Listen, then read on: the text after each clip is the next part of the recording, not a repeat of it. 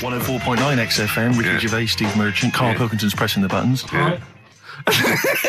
We're playing some great moments from the last 3 weeks. And some great records, Steve, from the last 2 weeks. That's true enough. Yeah. We're not actually here today. What are you up to today, Rick? It's 8 hours earlier, so this is about 2 o'clock probably. Mm-hmm. So it's about 6 o'clock in the morning. I'm still in bed, mate. I'm asleep in my hotel room. Now, where are you? We're in LA.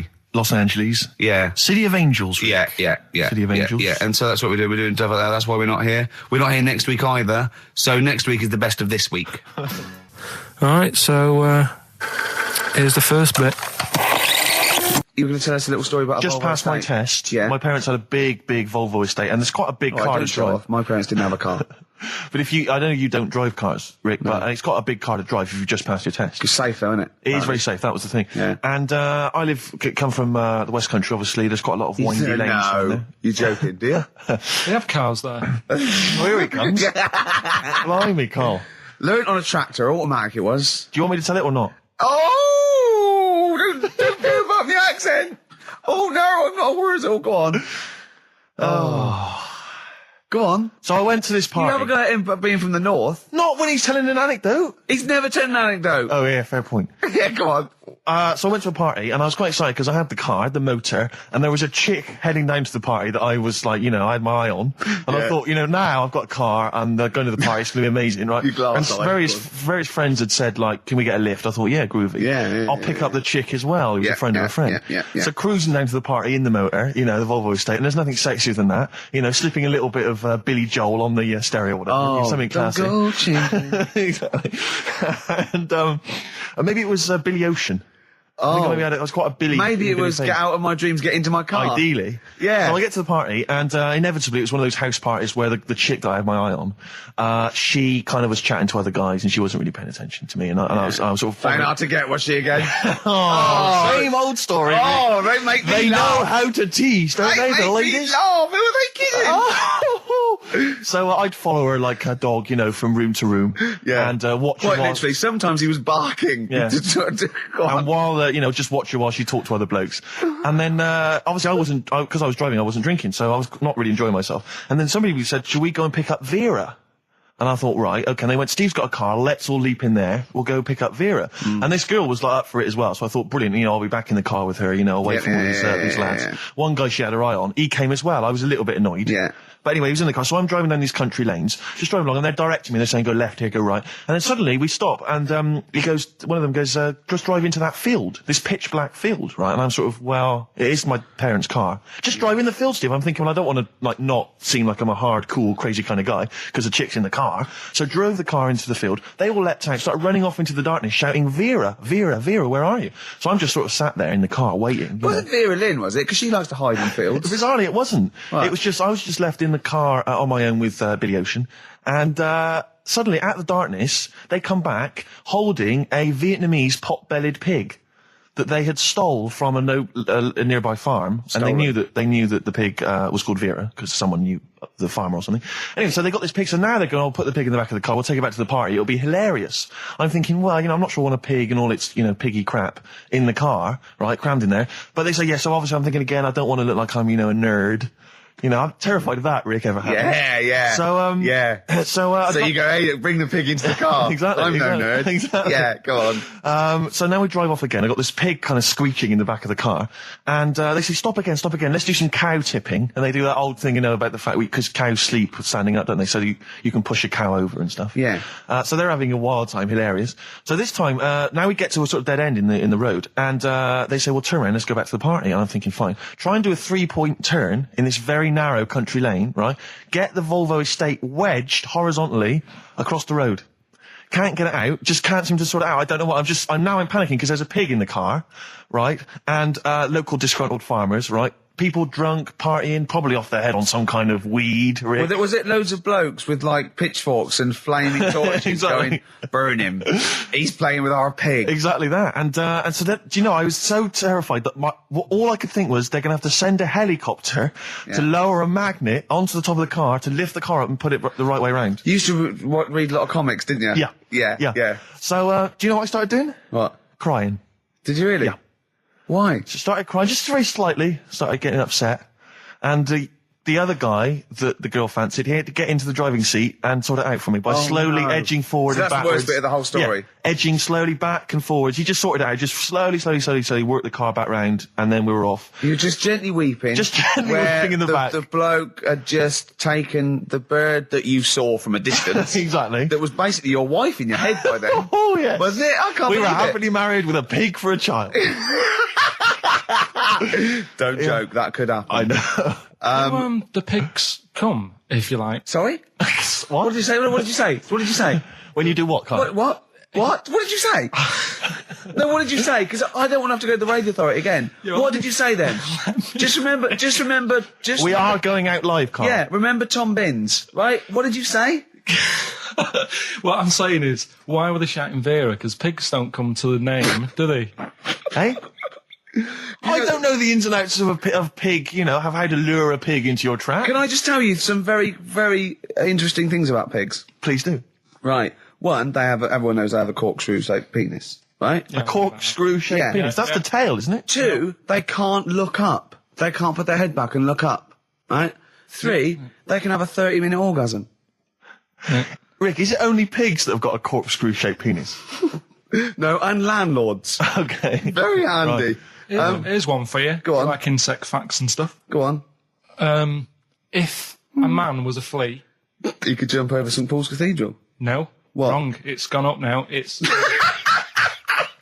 big wheel. The big wheel. It's the Millennium gone up Wheel. now. It's gone up now. Play a record. You're the best. Right. Here's the last clues of the year. You had... there's a load of letters there asking for advice. Put them on Claire's desk. Go on, that was no idea. F. That was for foreigner. Foreigner. I don't know what you mean. Claire Rayner. She took advice. She gave people advice.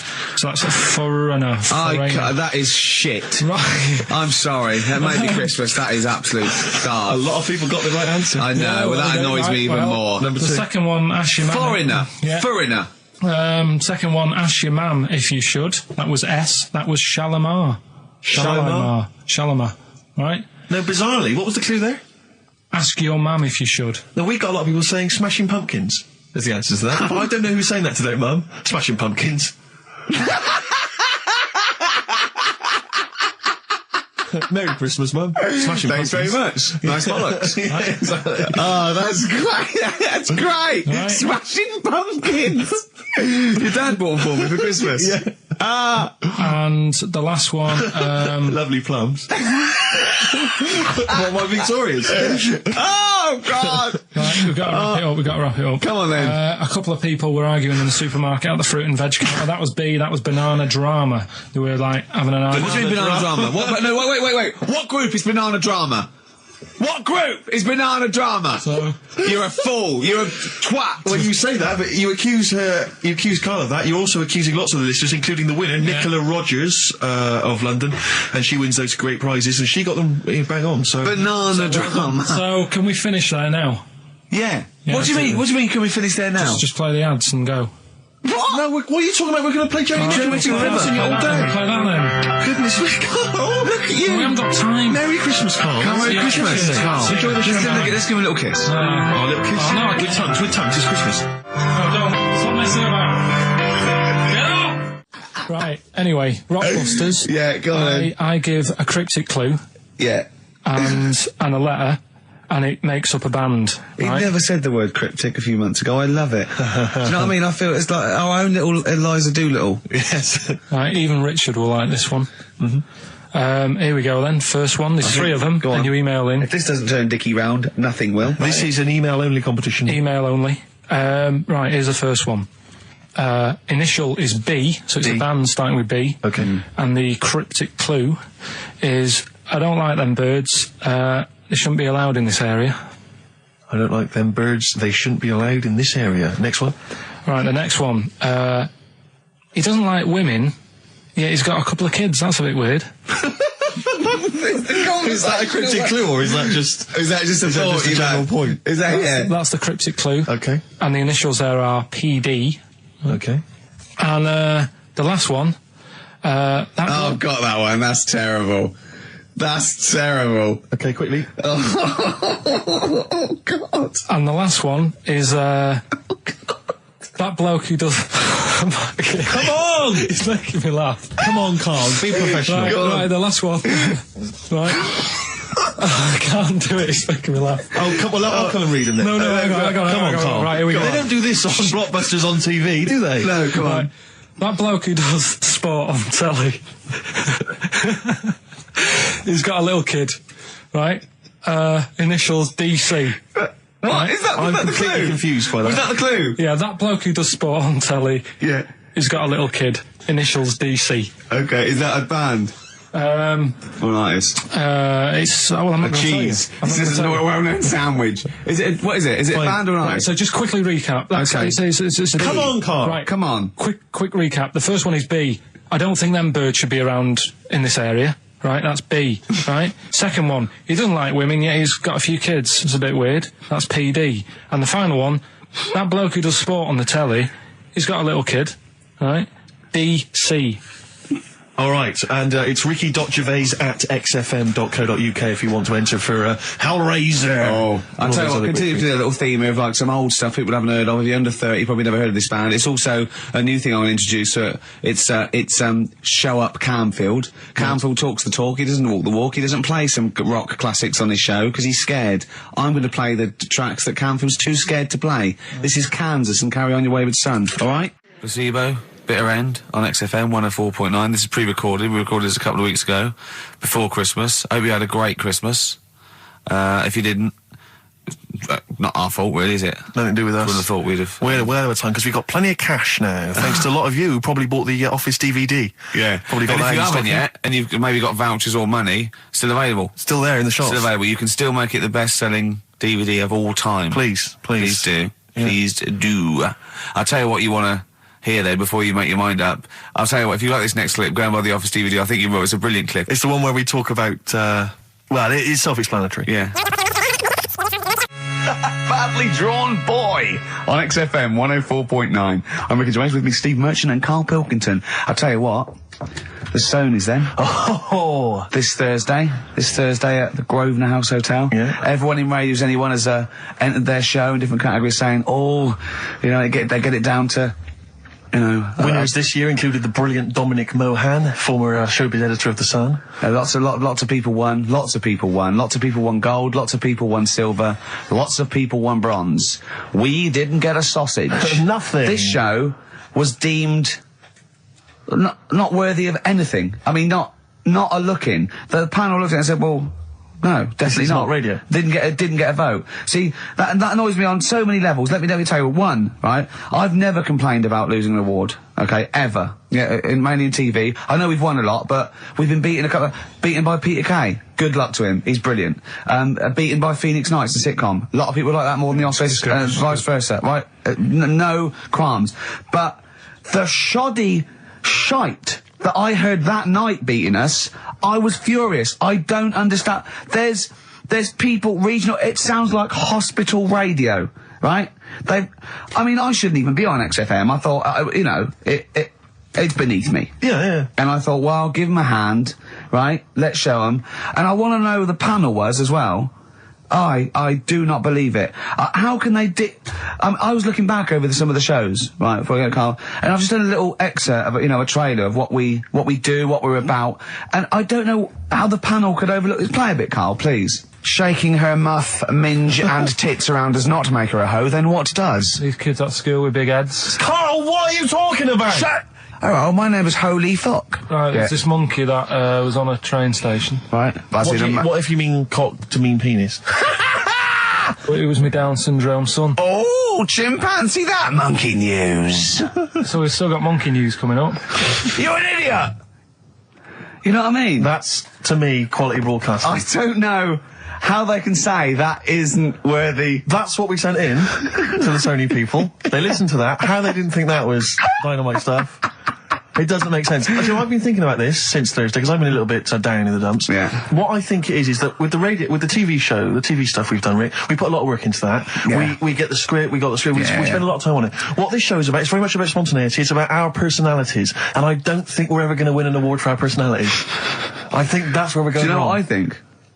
I think that when we're together, we're the auteurs of The Office and, and we're strong on it, and we're just two. We write it, we direct it, you know, we cast it. We even worry about the font and stuff on the. You know, we do everything. There's a weak link in our midst, I think. On the radio show? Yeah. Right, well, I'm just trying to think what the common factor is, because on the award-winning TV show, Spliss You and I... Yeah, I don't know. Well, I'll tell you what, can we play a record and let me think about this, because there must be something... There's got to be a factor. ...that isn't in The Office that's in this, that means that The Office is award-winning, and this is a pile of shite. It's interesting. I mean, I don't think our number one fan, Dickie Anderson, Richard Anders, was on the panel, although he here has emailed in. He's got a couple of thoughts as to maybe why we... What is Dickers doing, man? Dickers says, commiserations on not winning a Sony. I can't believe you didn't win, naturally. I mean, apart from your show's obvious lack of quality and effort, having a monkey for a producer, offering the biggest load of tat as competition prizes, saying hairy Chinese kid 48 times every show, Rockbusters, not bothering to turn up for weeks on end, only having 3 listeners, introducing the comedy characters Camp David, Harry Fook, which I think he spelt wrong there, Stephen Merchant. I'm not a character. Apart from insulting every race, religion and sexual orientation, bickering like schoolgirls... We haven't done everyone yet. We have not insulted everyone yet. There's loads to go. Despite the fact you generally bring misery into the lives of anyone who listens, I thought you were surefire winners. Better luck next year. Well... I mean, a couple of constructive, criticisms there, but generally, I still can't nail it. Was he on the panel?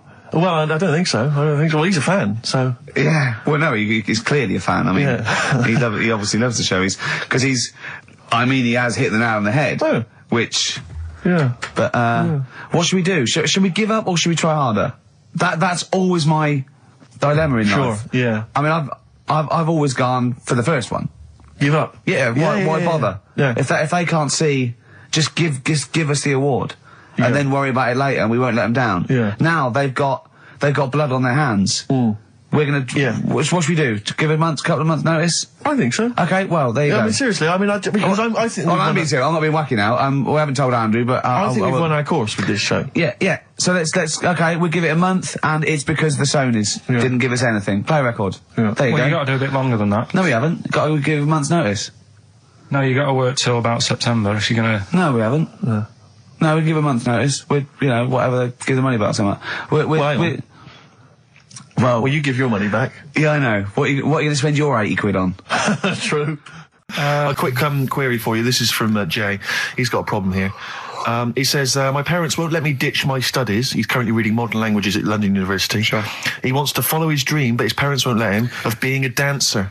Carl. Worse than that, he says that they're trying to arrange a marriage to a bunch of minging daughters of people they know from good families. He doesn't know what to do, so he's got the arranged marriage coming along, and he's also got, he basically wants to be a dancer. His parents are forcing him into something more practical. Well, the first thing, right, I don't think Live your dreams? The arranged marriage thing is such a bad idea. Okay. Because I think too many people go on looks. Right. And then you soon get bored of that, and you find out the person who you're knocking about with, it's actually not your type. Right. Why don't you arrange marriages for people? Well, I'm just saying, right, so I'd say, Jay, go along with that. I wouldn't worry about it. Okay. I mean, if they're really ugly, then, don't go along with it. But if they're half bad, put up with it. That's all right. The dancing. Brilliant. Right? That's that solved. Brilliant. I wanted to be a dancer. After I did the boxing, right, I joined a dancing thing just near Man United's ground, right, called Twiggy's. Went along, I wanted to learn some moves. How old were you? Well, it was when Michael Jackson was, pretty big, so about 85. 83, 84, 85, something like that, around there. Wanted to do it. When I went, it was shut, and it had become like a warehouse for toilet rolls. So in a way, I wonder what would have happened. Sorry, how is that an anecdote about you going through dancing? You've told me before you did boxing for a while, you did dancing for a while. You had the true fight in the boxing. You didn't even get in the. That's not an. Imagine if that was a film. This is nice. A boy's dreams of becoming a dancer. Oh, it's shut. Next on. I mean, how is that a story? Yeah, that was Billy Elliot. Do you think it would have won quite as many awards? Yeah, brilliant. Footloose. All right? Yeah. I'm fed up they banned it. Let's go. Oh, it's shut. Flash dance. First, there was... it's a warehouse. Never mind. I'm just saying, you'll find something else. I think I got a go-kart after that. I bought a motorised go-kart and kept myself busy with that. So... There's always other Just things. think, Alan Bennett has to sit down and really sweat over his stories. Yeah. He just opens his mouth. You are a living Alan Bennett character. So That's solved. Well, Jay, don't worry about that. There's no emotional problems I can foresee if you follow that advice. So the advice there is do an arranged marriage if she's not ugly. minging, she's not completely minging. Yeah. And don't worry about dancing. Get a go-kart. Cheers. Something else we're giving away. The Shining. It's just more throwing away, isn't it? Once again, is it on video? Once again, it's on VHS. Just because you buy it out of your own money, Carl, stop being so mean. And I want to watch it tonight because it's one of those films that... So you're going to watch this video and then you're going to send it to someone as a prize? Yeah, it's one of them films that... Sorry, what, you just said yes to that without blinking? Oh, yeah. You don't think, like, Les Dennis doesn't have a quick go in the car on Family Fortune before he gives it away? It costs Jim Bowen $5.99. has a go at those his and her towel racks. It costs $5.99, Carl. Okay, this is Carl in the classic The Shining. And what's the question? Well, we might ask that afterwards. Okay, then.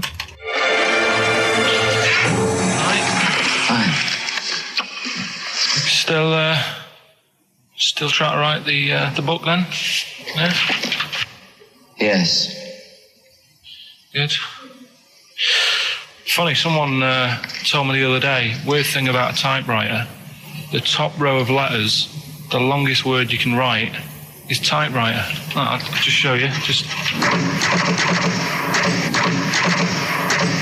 That's weird, isn't it? It's just the typewriter being... You're not in the mood, are you? You're in one of those grouchy moods again, like you get into when you're writing. I'm not being grouchy. I just want to finish my work. Yeah, just being a bit funny, a bit offhand and that. Let me explain something to you. Go on. Whenever you come in here and interrupt me, you're breaking my concentration. You're distracting me. And it will then take me time to get back to where I was. Understand? Yeah, but I just was coming in to try and cheer you up. You know, I'm full of ideas as well. You know, if you're having a problem coming up with stuff, got loads of ideas you could write about. The other day I read about this airy Chinese kid. What do you want me to do about it? No, it's just that it could make a good book. Do you know what I mean? Sort of following round. That's swell. Well, I'd buy it. You know. But if you don't want to know, don't bother doing it. But do you know what I mean? It's just airy Chinese kid. It's weird because they're not normally that airy over there. Yeah, this kid caked in it. But if you don't care, I wouldn't touch one hair on his goddamn little head. You won't have to touch any hair on his head. Like I say, he's covered. Leave the head alone if you want. Touch his hands. He's totally covered in it. But I love the little son of a bitch. Well, don't go that far. You haven't met him, but I can sort it out. I'd do anything for him. I don't think he'd expect that much. Just take him to the barbers 3 or 4 times a week. You know, he's a good little kid. In fact, I'll do it. I think I'll write a book on him. Yeah? How do you think you can handle that? Yeah. You're not too busy, are you? Well, yeah, I'm pretty busy. I've got to sort out some monkey facts for the show this Saturday, but I reckon I can still... Why don't you start right now and get out of here? All right. I will. You're going to be like that? Couldn't borrow a pen, could I? See you later. There you Haunting. go. Haunting stuff there. Karl Pilkington in The Shining. You know, in the film, Jack Nicholson goes crazy because the suggestion is he's maybe possessed by demons that maybe are in the hotel. But, you know, if I was stranded in a desolate hotel, removed from all human contact with Karl, I'd go mental with an axe without being possessed by demons. That's more chilling to me, trying to get some work done and you keep wandering in. I'm trying to get Karl to spend a couple of days in the caravan with me, just for the hell of it. And he won't. I've offered him money, won't I? I think it'd be a great laugh, wouldn't it, Karl? Oh, yeah, great. That would be terrifying. No, I want to film it. I just want to film it. Like a little video diary. There's Karl there, he's just waking up. Well, if I was stranded in that would be like being... I may as well be with Freddy Krueger and Jason Voorhees. That's more scary. The thing is, Ricky doesn't mess you about as much as he messes me about. No, you see, you've given him an inch. You've given him an inch and he's taken a yard. 12:30 got in today. In 30 minutes between 12:30 and 1. The old bin lid on the head. He wanted to do that again. Yeah. Squeezing my head, think he had a go at. And karate chop on the back of the neck. Yeah. All in 30 minutes. Yeah. Who else can say that? That was Bowie and Waterloo Sunset. Love that. Love the original. Love Bowie. Bowie was my gig of the year. These are my singles of the year. These are our clips of the year. I'm Ricky Gervais with me, Stephen Merchant. We're just picking some lovely little bits and pieces. Do you remember when we talked about this? Look at Carl. I love that look at Carl. Carl is looking back and forth. You know when you sort of you go to a cat and it looks back and forth between two people? That's very much like Carl's looking at us now. Or when, like, a child sees a midget or something in the street. They're just transfixed, aren't they? And the parents go, don't stare. When we were pushing Ash, as our producer's in a wheelchair, and we were pushing him through the He's not a VC. midget, we should make that No, he's clear. not a little midget. He's not tall. But we were pushing him through the VC, and this little kid just came up and just stood in front of him and looked at him. Yeah. I just laughed. It was funny. Do you do that? I imagine you get caught staring at things. Do you go up to people? Do you go up to people with problems and go, "Mummy, is that a monster?" Well, I was telling you one about when I used to go with my dad in the taxi. Oh yeah, What tell us happened? this story. Well, Your father was a taxi driver? my dad he had loads of jobs, which he did back then, and they don't do that anymore, do they? People they don't Have a do variety of loads jobs? stuff. Sure. But at one point, he had a black cab, and I used to go with him. Used to get a beer crate and put it in the front of the black cab, and sort of sit just next to the Comfortable. meter. And anyway, we got this call, and the guy on the end of the radio said, "Oh, you've got your son with you, haven't you?" So he said, "Yeah." So it's just like, we've got to pick up at number 11 Village Lane or whatever. And I said, all right. And it was this woman. It was like a woman version of the Elephant Man. Wow. The Elephant Woman. Yeah, it looked like...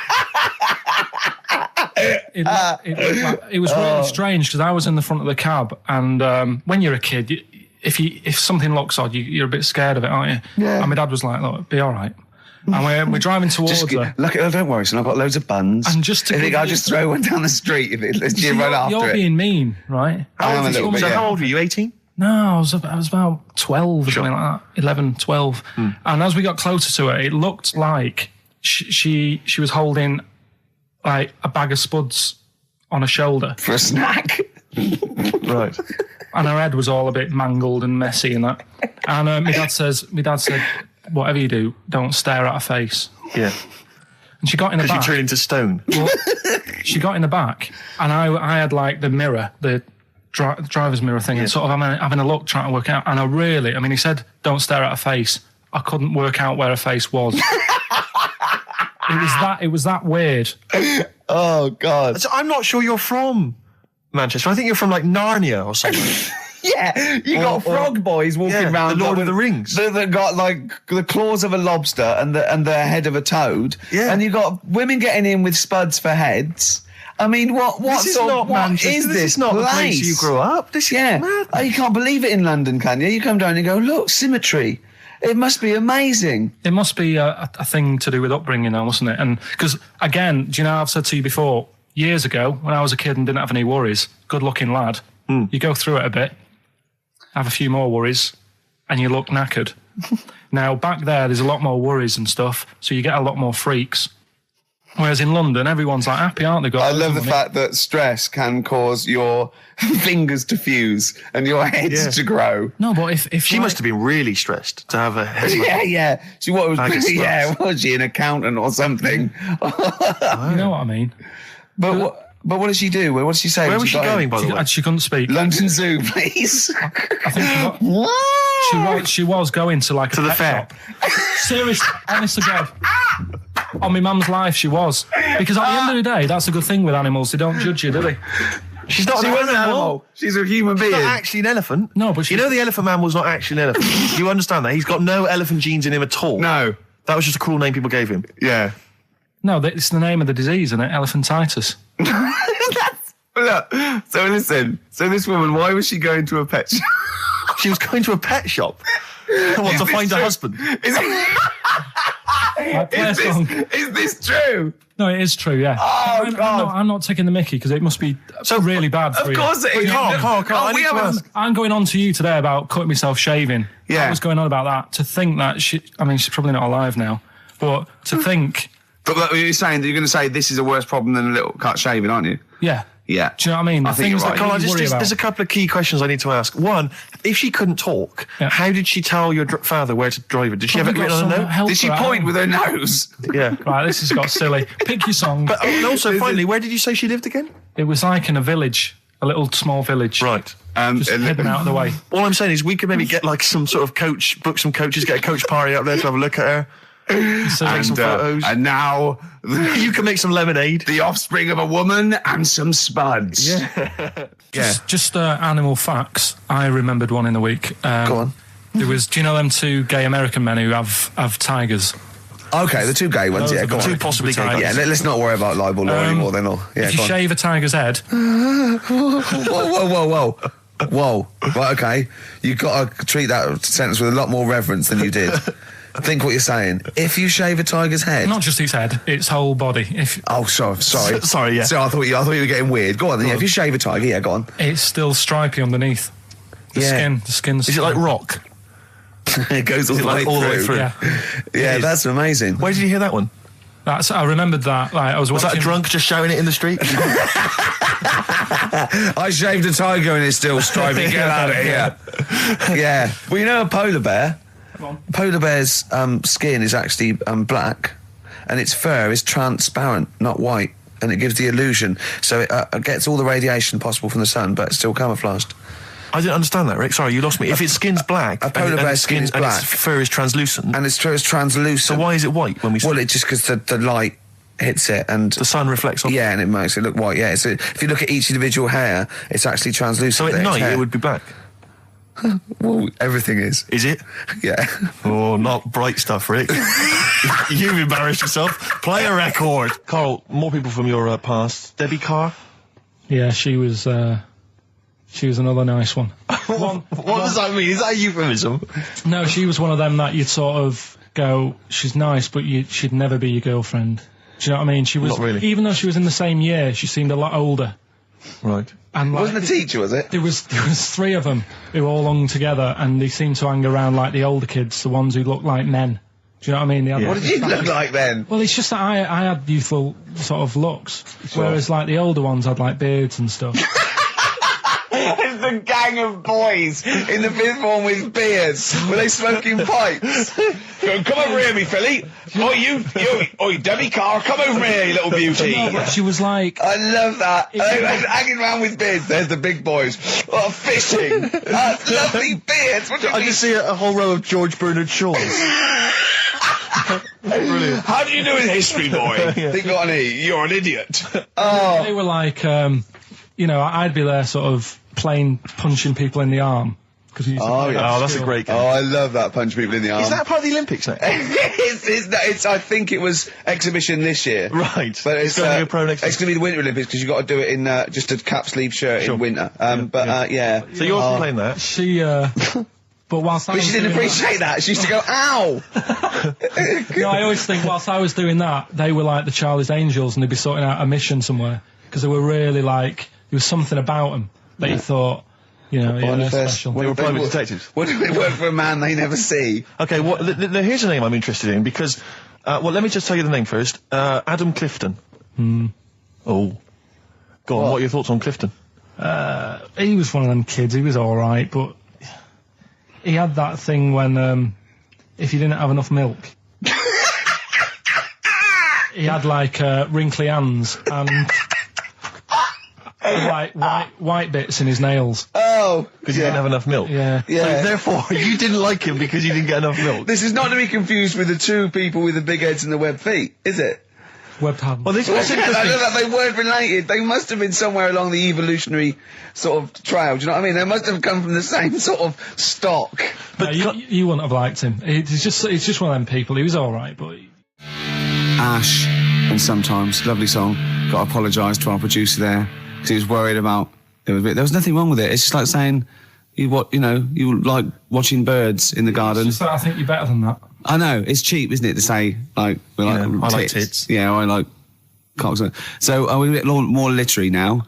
One of my favourite things is Fanny by Gaslight. Really? That's interesting. That's interesting. I'm a big fan of Moby Dick.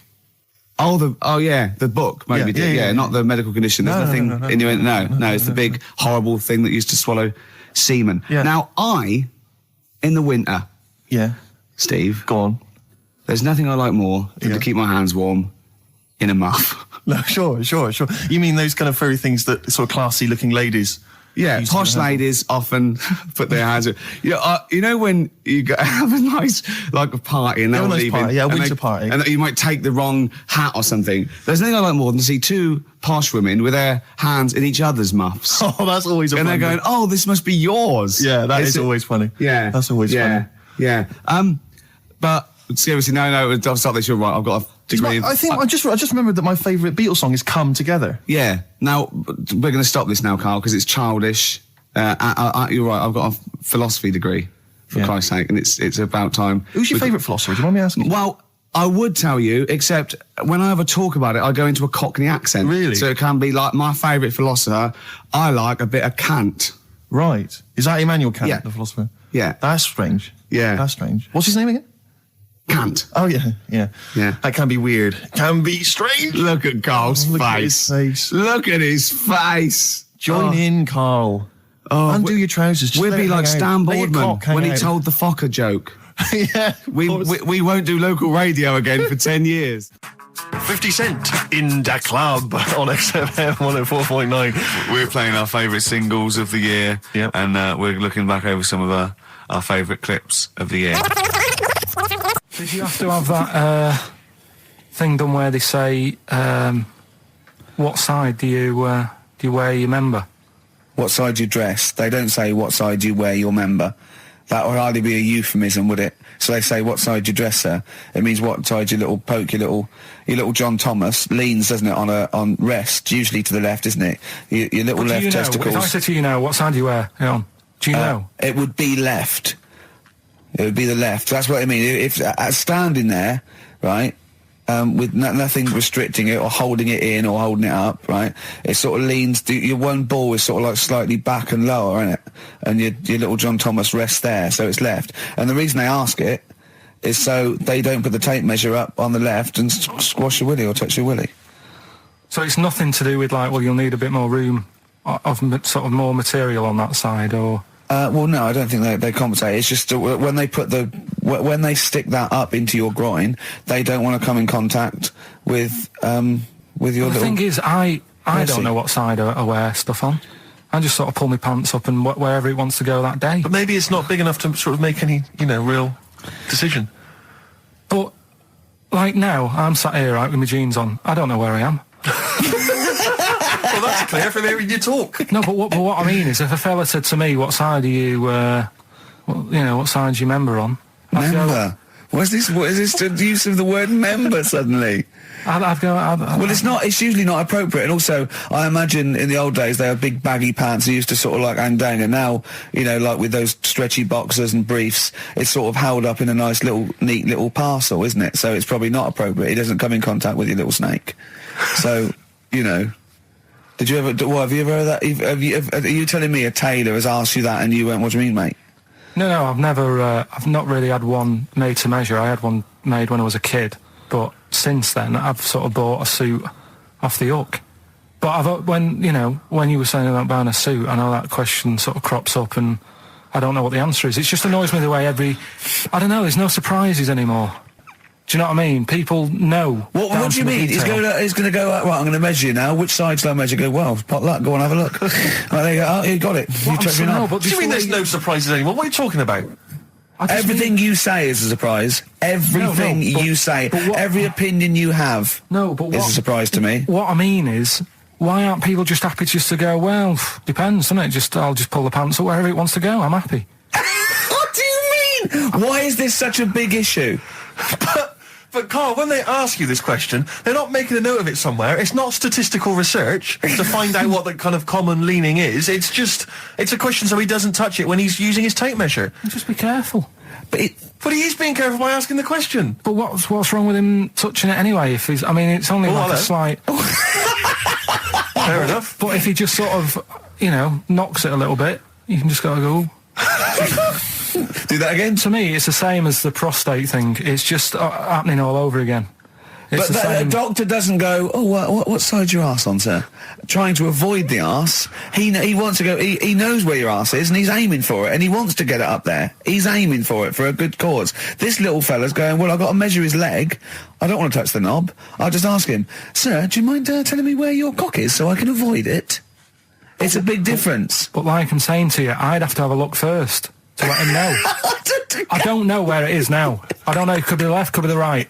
Are you telling me you don't know where your knob is without now? looking? Well, what do you mean without looking? How could...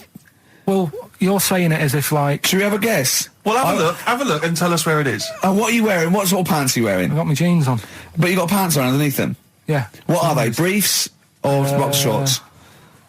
Boxer shorts. Boxer shorts. Well, it's probably free, but the jeans are probably strict in it. I think it's probably either in the middle, dressed in, or just slightly to the left.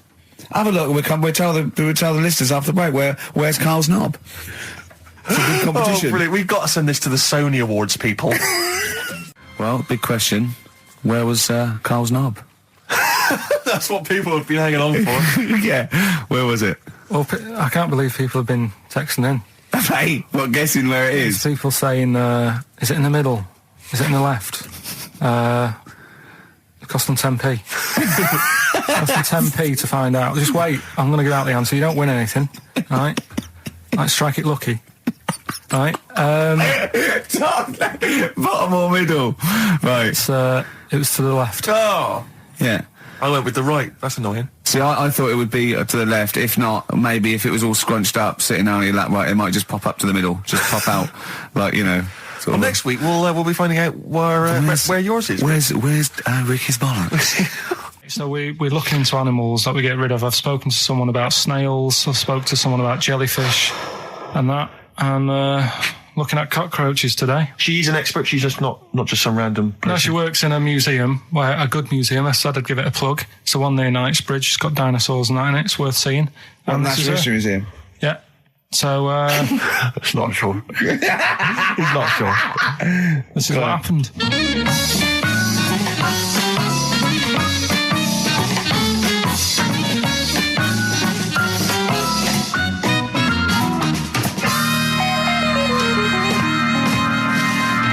Now, what I'll do, I'll tell you as much as I know, and then you can fill me in if I'm right or wrong.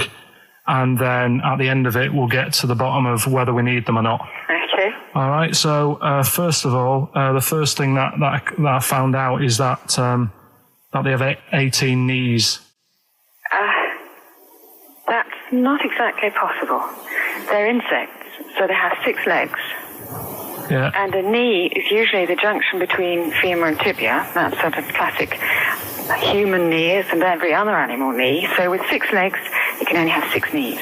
Could somebody sort of got mistaken for seeing one that was a bit double jointed? I think you're grasping at straws or something. All right. Well, we might have to come back to that one then. Okay. They can hold the breath for 40 minutes. Well, they don't do that because they don't breathe in the same way as us.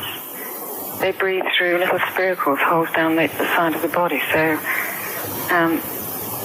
no, they're not a very apt simile because the method of breathing is so different.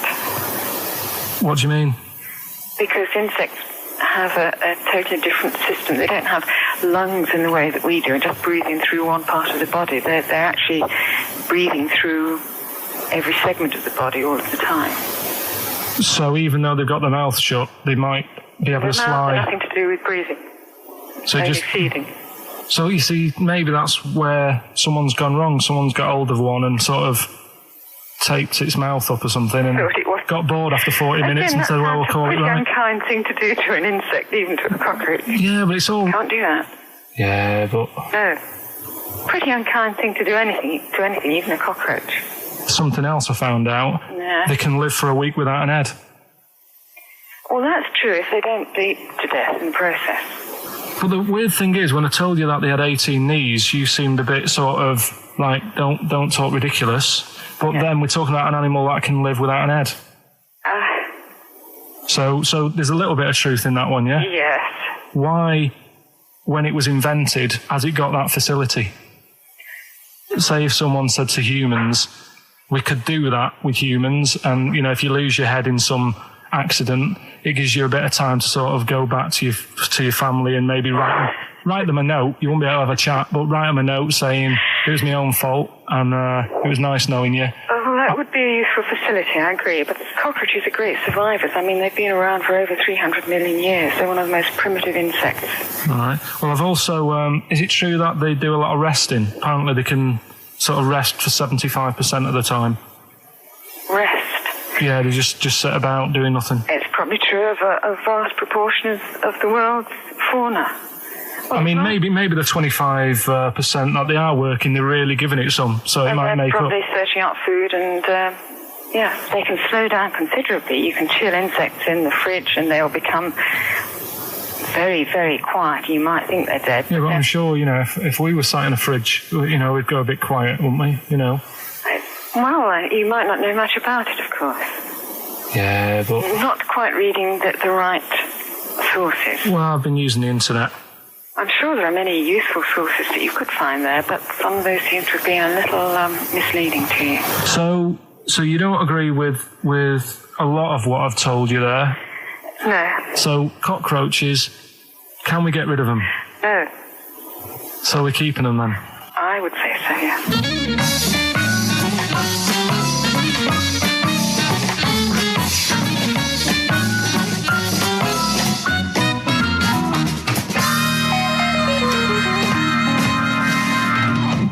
I think we should get her on more often, because she sounds like she'd be a bit of an ally, really. Because she knew immediately that you were talking nonsense. She even said, I think you should be more concerned about your sources, which I've been trying to tell you for a year, right? The fact, I mean 18 knees, where did you get that from? It was on the internet. They can hold their breath for 40 minutes. I mean, I don't know what you read and take on. Mad world, isn't it?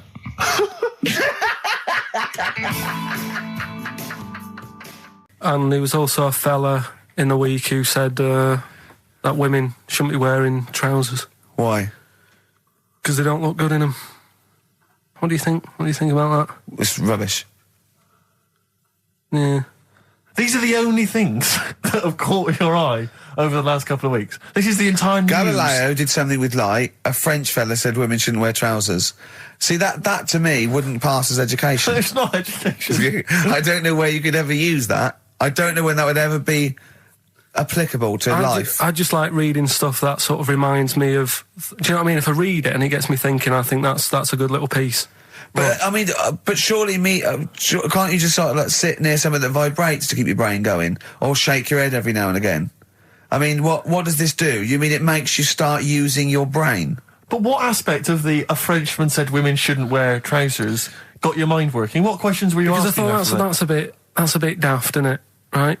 Yeah. Okay, it ends there with me. There's nothing else. There's nowhere else for me to go on that. He closes your mind's still worrying. Yeah, go on. What do you think? Let's go through this. Oh, I wish we could download his thoughts. I know. Just watch it. Yeah. Wouldn't it be great, like a DVD? Like a cartoon. Imagine that extra footage on the Office DVD. Yeah, Carl's brain. That would be with amazing. With a commentary. Go on. Women wearing trousers and that, right? On the estate that I grew up in, on right? There was a woman about 4 houses down, right? Rough. Now, she used to wear leggings. Yeah. No, they're a bad idea. They are a terrible idea. I agree with you there, Carl. If you're a lady of what the colour? normo persuasion... Were they pink? No, they were sort of black, but with all bits on them. Oh, right. Do you know what I mean? What, toast and just horse droppings? Yeah, go on, yeah. And she used to... she's quite a big woman. Sure. Pauline Quirk, I think we described her as. Looked like a light bulb. It is those kind of women that are attracted to leggings. Yeah, I know, yeah. They are drawn to them like a moth. Yeah. She used to wear them, and that's what I remember when I read this piece. And she used to work on one of those sex line things. Right. She used to do that. But what was she, an engineer? the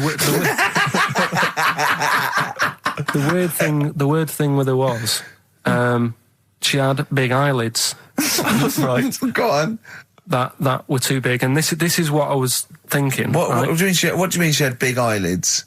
How big do eyelids have to be for you to go, they're big eyelids? What was she shoplifting with them? Would she come out of Dixon's with, like, radio stored in them? What do you mean she had big eyelids? It was another one of them popular things around our way. Do you know, like... What do you mean popular things? They didn't go, oh, I'll tell you what, they're all the rage. Can I get some big eyelids, please?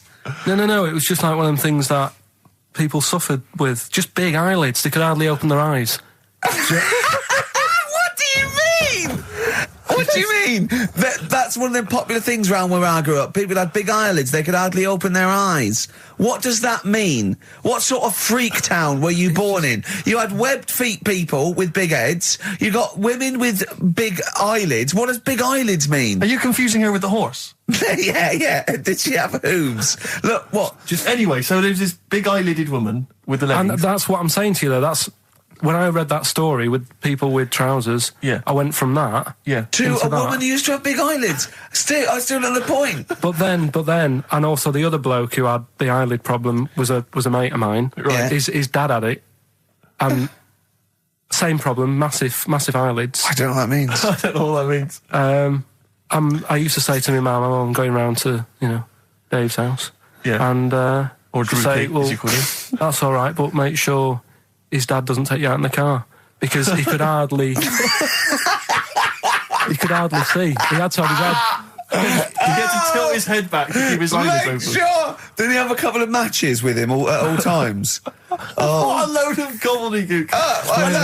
This began as educating Ricky. I know, So it's what, like he was people thinking, with eyelids. But it's like you're supposed to make that leap as well. Yeah. If I mentioned the trousers, Ricky will probably be thinking about people with big eyelids and women wearing leggings. Play a record, Carl.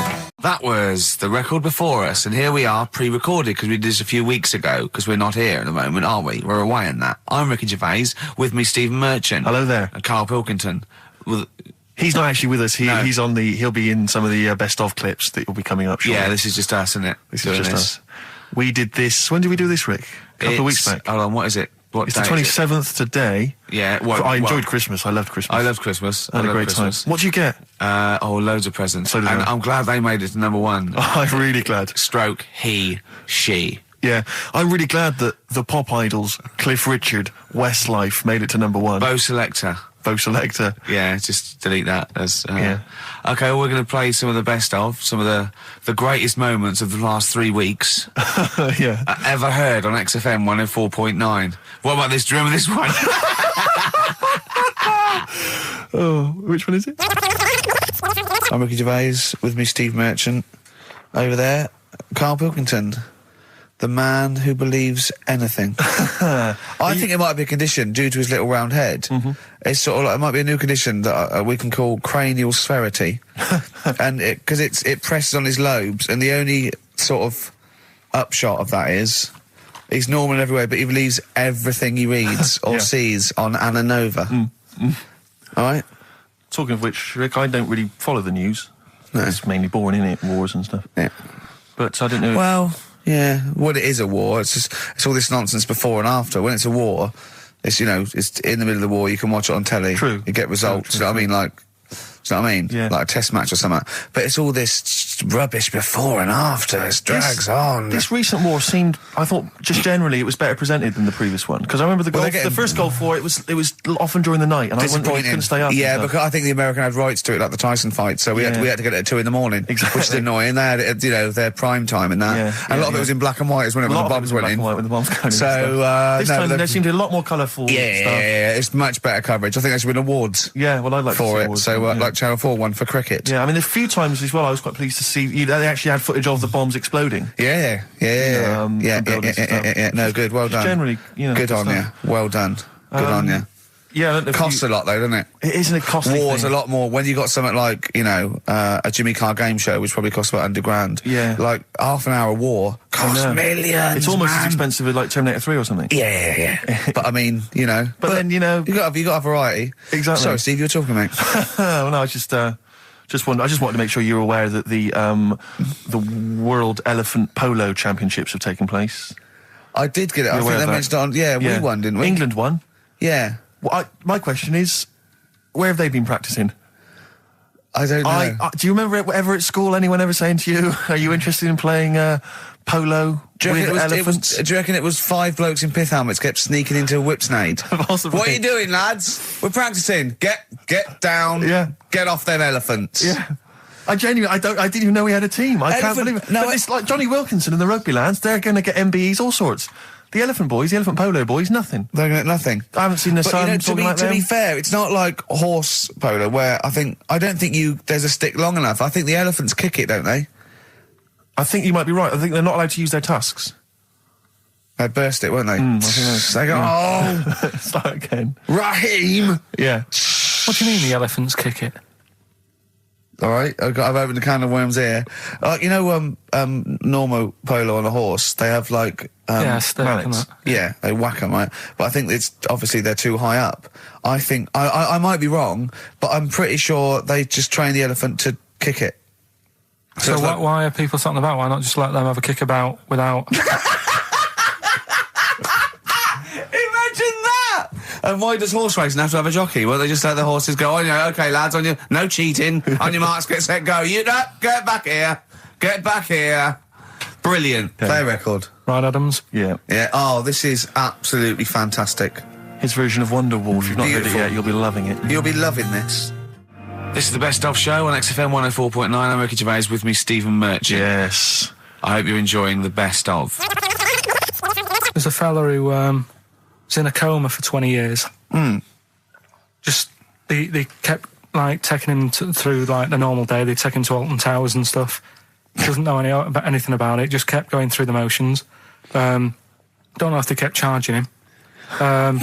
Kept putting him through all that. He eventually came out of it. 20 years. And went, stop taking me to Alton Towers, it's shit.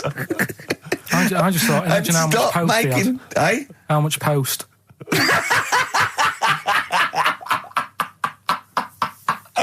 Oh, Did you read about that guy in the paper, Carl? He, sorry, on the internet.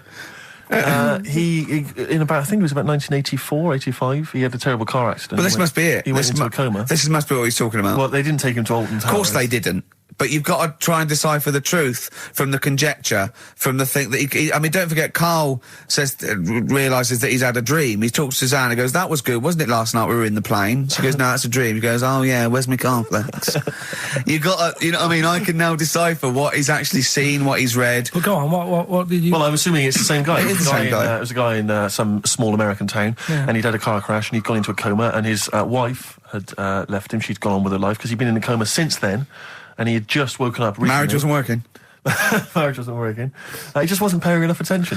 He actually had, she was pregnant at the time, and so now his daughter is basically the same age as he was when he went into the coma.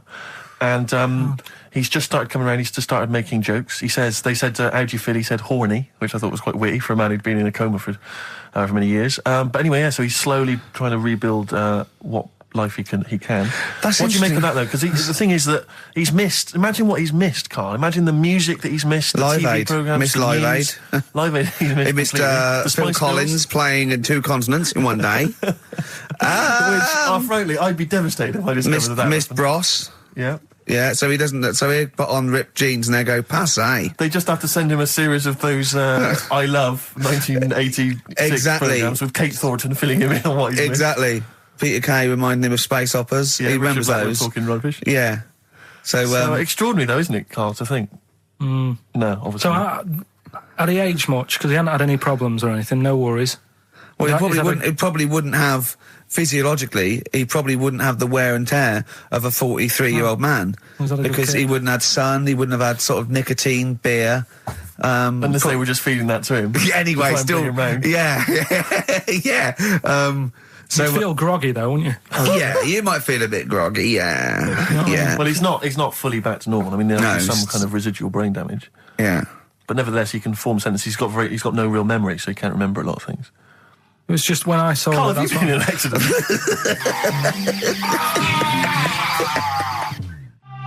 The brilliant Blur, Out of Time on XFM 104.9. One of my post-Christmas. favourite singles of the year, and that's another thing. We'll be playing our favourite singles of the year, as well as our favourite clips of our own show. Rick, I imagine if people have got a bit of Christmas money, they're wondering what they can spend it on. Office DVD. Well, other than that, these guys have got some ideas. What, adverts? Brilliant. Placebo, Bitter End on XFM 104.9. This is pre-recorded. We recorded this a couple of weeks ago, before Christmas. Hope you had a great Christmas. If you didn't, not our fault, really, is it? Nothing to do with us. Wouldn't have thought we'd have. We're of time because we've got plenty of cash now, thanks to a lot of you who probably bought the Office DVD. Yeah. Probably got And that if you in stock haven't yet, and you've maybe got vouchers or money, still available. Still there in the shops. Still available. You can still make it the best-selling DVD of all time. Please. Please do. Yeah. Please do. I'll tell you what you want to hear there before you make your mind up. I'll tell you what, if you like this next clip, go and buy the Office DVD. I think you will. It's a brilliant clip. It's the one where we talk about, well, it is self-explanatory. Yeah. What's the best job you've ever had still, Carl? Talk about occupations. It is still Paper round. Is it still the paper round? Yeah. That's ridiculous. No, it was good though. If you look at it, like, you know, what I liked about it, you're your own boss. No, you're not. You're not your own boss. No, The guy who runs news the news agent agent. is your boss. All right. But then once you get out and you've got your papers and that, you're on your Do own. what you want can as long think as you about deliver the stuff. papers exactly to the places he said you are in the time he said. Yeah. It's and I do. freedom, isn't it? Any jobs you wouldn't do? Go I've just thought of one that you wouldn't do on. with your sort of mild homophobia. Well, I'm not. Proctologist. What's that? Basically sticking your finger at other people's arses. Right, well, I wouldn't do that, no. Why have you got to do that? What do you mean, why have you got to do Well, why that? does anyone need that doing?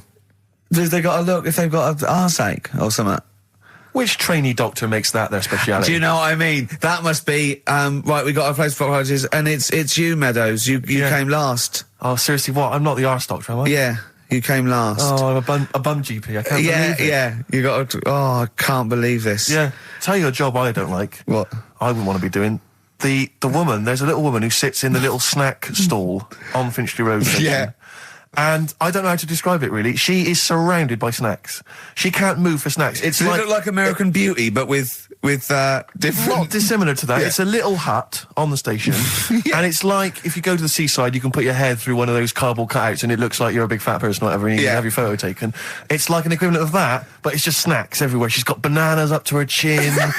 She's got chocolate coming down to her eyes, crisps either side of her. She can't move. She can't do 360 degrees. She's like packed in there. I don't know how she gets in there. I of a think they morning. put her in there first, and pour in the bananas. Yeah. Then they go pour in the nuts. She has and 2 they hours of makeup before they open. Exactly, yeah. Dressing her in there. Because I'll ask for something from the fridge and she cannot turn her head to see.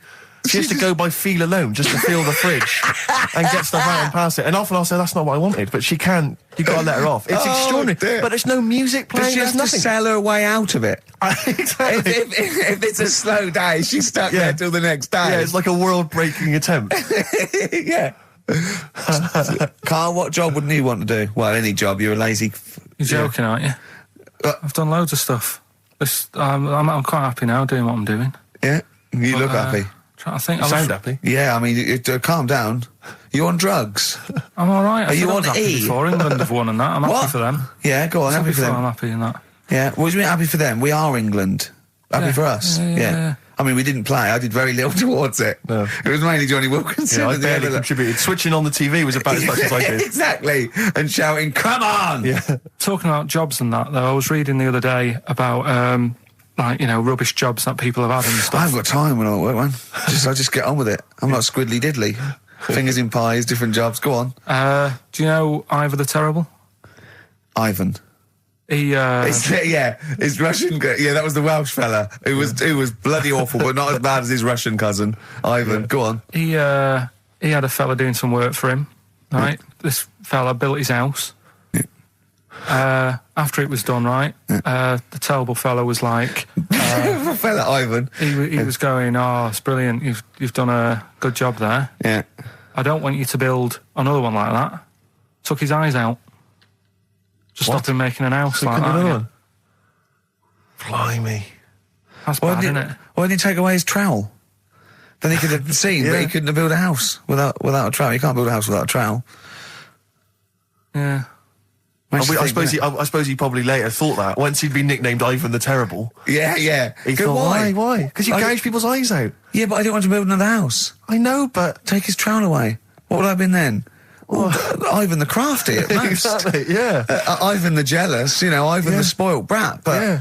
Gouge someone's eyes. That is bloody terrible. I'm surprised you're not called Ivan the... Do you know what I mean? You're going to go down in history like with Vlad the Impaler. Yeah. He's mainly remembered for impaling people. Yeah, he did a lot of other stuff. Did a load of great charity work he did. The impaling is the thing that's really gone down in history. When were you reading about Ivan the Terrible? No, it's just or Ivor the Terrible is the thing you remembered from this informative article. No, it was just little bits like that. Talking about him, there was a thing about someone who worked for that fella who painted the ceiling. Sistine Chapel? Yeah. There was a thing, a woman who worked for him in his house. And I love how you assimilate information when it's just bordering on the academic, or just the interesting and true. It's wonderful. Ivor the Terrible gouged someone's eyes out because built him an house. That fella who painted that ceiling had a woman work for him. Imagine if you wrote that down in an essay. Imagine if you wrote that in a school essay. Well, you'd probably end up with not getting a grade, or thinking you turned out to more than you had. Exactly. Anyway, the woman who lived with... Yeah, the woman who lived in a shoe. Go on. Yeah, there was this woman who lived with him, and she used to, like, go out and do all this shopping and that. Yeah. But because she couldn't read or write, he used to have to draw everything that he wanted. Why couldn't he just tell her? I don't know. No, wait. That's an excellent point. Could she talk? Yeah, but if it's a big list and that, loads of different coloured paints. But why couldn't she draw on a piece of paper? Why did he have to do it? Because he's a better drawer, isn't he?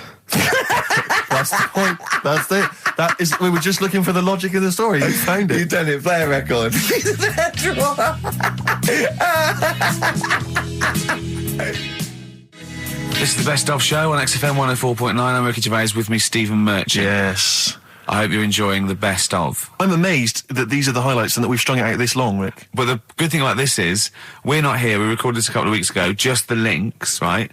This has taken us about 10 minutes for the whole show. We get paid the same. Why don't we do this every week?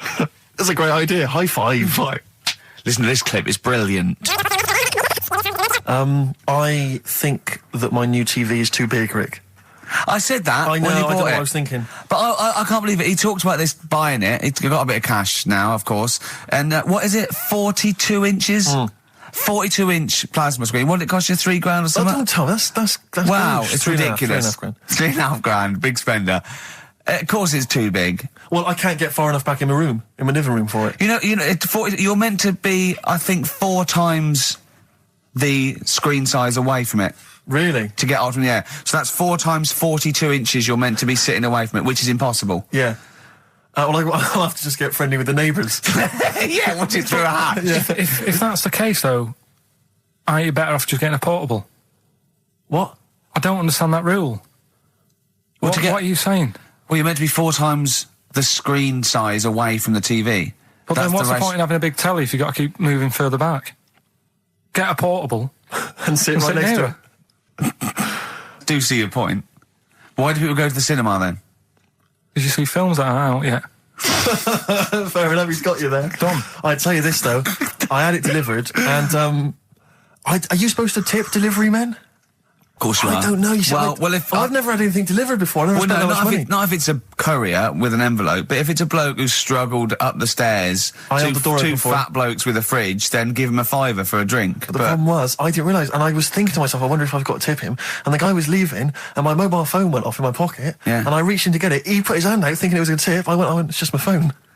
And I felt terrible after he left. I didn't know. What was I going to do? Run down the street and offer him a £5? No, of course not. No. I'm not made money. I just spent it on TV. Yeah, I've got no money, mate. No. I just spent it all on this. I had to clean out my jar, everything, the drawers. Yeah, I'd take some bottles back. The problem was it took me forever to wire it in. I thought, I'm not going to pay for someone to wire it up, So it took me about 3 hours to wire it in, and it was huge, and I got it switched on, and the first programme that was on when I got it wired in was Bargain Hunt. I'll tell you this, David Dickinson's tan almost took my eyeballs out. It was incredible. It was like X-rays. It was extraordinary, the glow. A huge plasma screen with this orange thing coming out, and he keeps turning to the camera, doesn't he? Just to get you. Yeah, he turns away. You get a bit closer. They go, "What's he doing?" He just turns around, takes the cornea off. What do you think, Bargain Hunters? Bargain Hunters.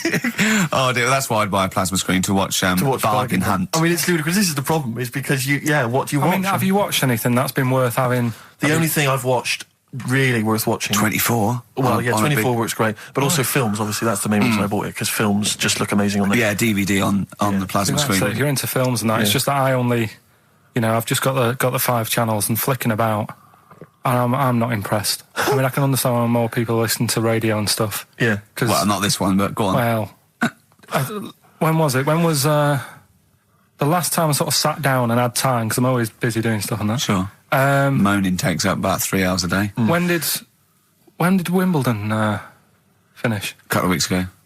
Right.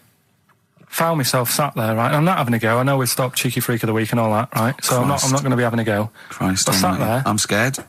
No, I'm not having a go. You've always got to remember that. Go on, just get on with it. Get on with it. I'll apologise after. I'm just saying, watching Wimbledon, it wasn't, one of the major games. It was little fellas in a wheelchair having a game. Little fellas in a wheelchair. Right. But for me, I mean, great. They're doing a sport and everything. But don't put it on the telly. What was up with it? There wasn't like a rally going on. No, do you know what I mean? Do you know normally, like with the well, not Tim Enman, but with some of the other with some of the other players and that, they're playing for ages, aren't they? It's like, who's going to win this and that? Yeah. None of that. It was just like, hit it, net. Oh, Christ! Oh, God! I don't know what to do! And people were like sat there watching it as well when they've got other games going on in there. That's what I couldn't understand. If you've paid your money to get in, I mean, like I say, good on them. If they, do you know what I mean? But it would have been. And they all start first in the marathon. I just thought it would have, give them a game of swing ball or something. Yeah. You know what I mean? No, yeah, I understand. Oh, God. Yeah. There's never anything XFM in the community. Let's play a tune. Ricky Gervais, Gervais. Don't put my name to this last link. Don't put my name to this last link. Ricky.Gervais, xfm.co.uk. Oh, Magic, Virgin, if you're listening, we are available probably sooner than we thought. That was Radiohead and They're There. We're Not Here, all right? Pre-recorded. Coming up is one of Karl's little film things where he puts himself into a film. It's his favourite film. It's Kes. Enjoy it. I love the fact that in pole position, in positions 1 and 2 of his favourite films of all time, it's The Elephant Man and Kes. Yeah. That's brilliant. Yeah. Go on. All right. Am I leaving the mics open a bit when this is going out? Yeah, or what? let's have a listen. Yeah? All right. So don't talk then, right? Just put that hot dog down, Rick. And this is the bit in Kes where it's the teacher and he gets up and he has to Glover. talk. What's his name? Is it Brian Glover? No, it's the other teacher. The other one. Anyway. Right. Go on. All right, so here we go. Things that had actually happened. I've got another one. What about you, Casper? Casper! All right. All right? All right. You haven't been listening to a word I've said, have you? Yeah, I heard some of it. Yeah, you Some of it? just... Stand up. Always somebody, isn't there, eh? Right, now you're going to tell us a story about yourself. What sort of story? I want you to think of an incident that's happened to you sometime in the past that is true and that you think will interest the rest of the class. All right? All right. What about I work on a radio show at the weekend. Well, are you going to tell us about it? I'll just do. It's 2 hours, and it's with Ricky Gervais and Stephen Merchant, and just sort of play music and tell stories and stuff. What kind of stories? Well, whatever. Like last week, it was science. We were talking about this lad who was growing a knob on his arm. So it's weird. It's tricky, sir, because like with Ricky, he gets bored quick and he won't listen to the stories, and he'll start squeezing my head. All right. I'm not interested in what he does. That isn't normal, is it, sir? That. I mean, it sure is a bit gay. Is he? Just messes about, though. Do you know what I mean? I try and like come up with good stuff, like monkey news and like quizzes and stuff, but then he'll just, Ricky will just mess about. I mean, on Saturday he did it again. He squoze me head. How do you spell that? Squoze. S-Q. Are you going to show us the wall? This is a new word to me. Squoze is S-Q-U-O-Z-E. Right, now tell us what it is. It's when he gets me head and he puts one hand on the back of it, right? And he puts the other hand on the front of it and he just sort of swivels it. Swivel, right down the Oh, swivel's not it's spelled S-W-I-D-R. How many times a day? How many times a day does he swells it? It depends what time he gets in. If he gets in about 12:30, he could get a good 3 in. But I think, I don't really want to talk about. You've done enough, don't you? Well done, Billy. Big round of applause. That is the effort. Yeah. Wow. That's the best thing you've ever done, Carl. Darkness growing on me. Love that. Love the darkness. This is the Best Of Show on XFM 104.9. I'm Ricky Gervais, with me, Stephen Merchant. Yes. I hope you're enjoying the Best Of. Now, Rick, you may remember that last week we opened with some quality knob news. Knob news, yeah. It was Hitler's knob. Hitler's knob was one of them. That just sparked off into a whole bunch of other kind of knob-related discussions. Yeah. And I'm pleased so far to see that we're almost at the halfway mark for this first hour. And so far we've only talked about nudity and/or todgers. Yeah. So excellent work from us. Well done, lads. Yeah. I'm looking forward to Dr. Fox and the rest of the Sony award committee listening to this one. Yeah. But more knob news. I don't know if there's a jingle for that, maybe. You nearly had the eye out. Knob news. Knob news, excellent. This is an extraordinary story. A woman tried to sue her bosses for £210,000 after finding a cooked penis in a canteen stew. Hospital cleaner Sophie, can't quite pronounce that name, was eating goulash for lunch and could not cut one of the lumps of meat. You can see where it's going. I've got so many questions already. I know. She picked it up and tried to chew it, but it was too tough. Then she inspected it with workmates, who all agreed it was a penis. Imagine that discussion. Yeah. Miss McLata said she vomited for the rest of the day, instantly became a vegetarian, and had to have psychiatric help. It's not known whether the organ was from a human. The case continues. Well, it can be found out, so that's one thing. Obviously, the doctors aren't confused. They're not going, I don't know, I've never seen one like it. Yeah. Also, why is she eating goulash? I know. I mean, that is my first question. Why? Yeah. You got lunch. Oh, what do you want? I don't know, I fancy some goulash. Yeah. Oh, some gooly lash. Gooly lash, Thanks very like much it. indeed. Lancashire cockpot. Oh, It's on the menu. Brilliant. Only £5.50. Wangers and mash. I'd love some wangers and mash, please. Cock o' van. Cock o' van. It's already done for There's you. there's wangers and mash, cock o' van, Lancashire cockpot. That's just off the top of our brains. Yeah. So if you've got any of your own, keep them to yourself. We're not interested. What do you make of that knob news? And it's in a hospital. Oh, yes, it was. No, hospital cleaner. You're right. Oh, cleaner. God. I know how your mind's thinking already. There's been a mix-up. That's been a mix-up. What kind of mix-up? I love that. What, some bloke's gone in, some lesbian's gone in, wanting a sex change. She's got a carrot for a cock. Bit of stewing steak. Stewing steak. Oh, that would be great. 50 Cent in Da Club on XFM 104.9. We're playing our favourite singles of the year. Yep. And we're looking back over some of our favourite clips of the year. I'm Ricky Gervais, Steve Merchant, and Karl Pilkington. Not done a lot. Maybe you should earn your money as you get to Mondays off for this 2 hours of nonsense. What are you on about? I've done loads of stuff. Yeah. But same old.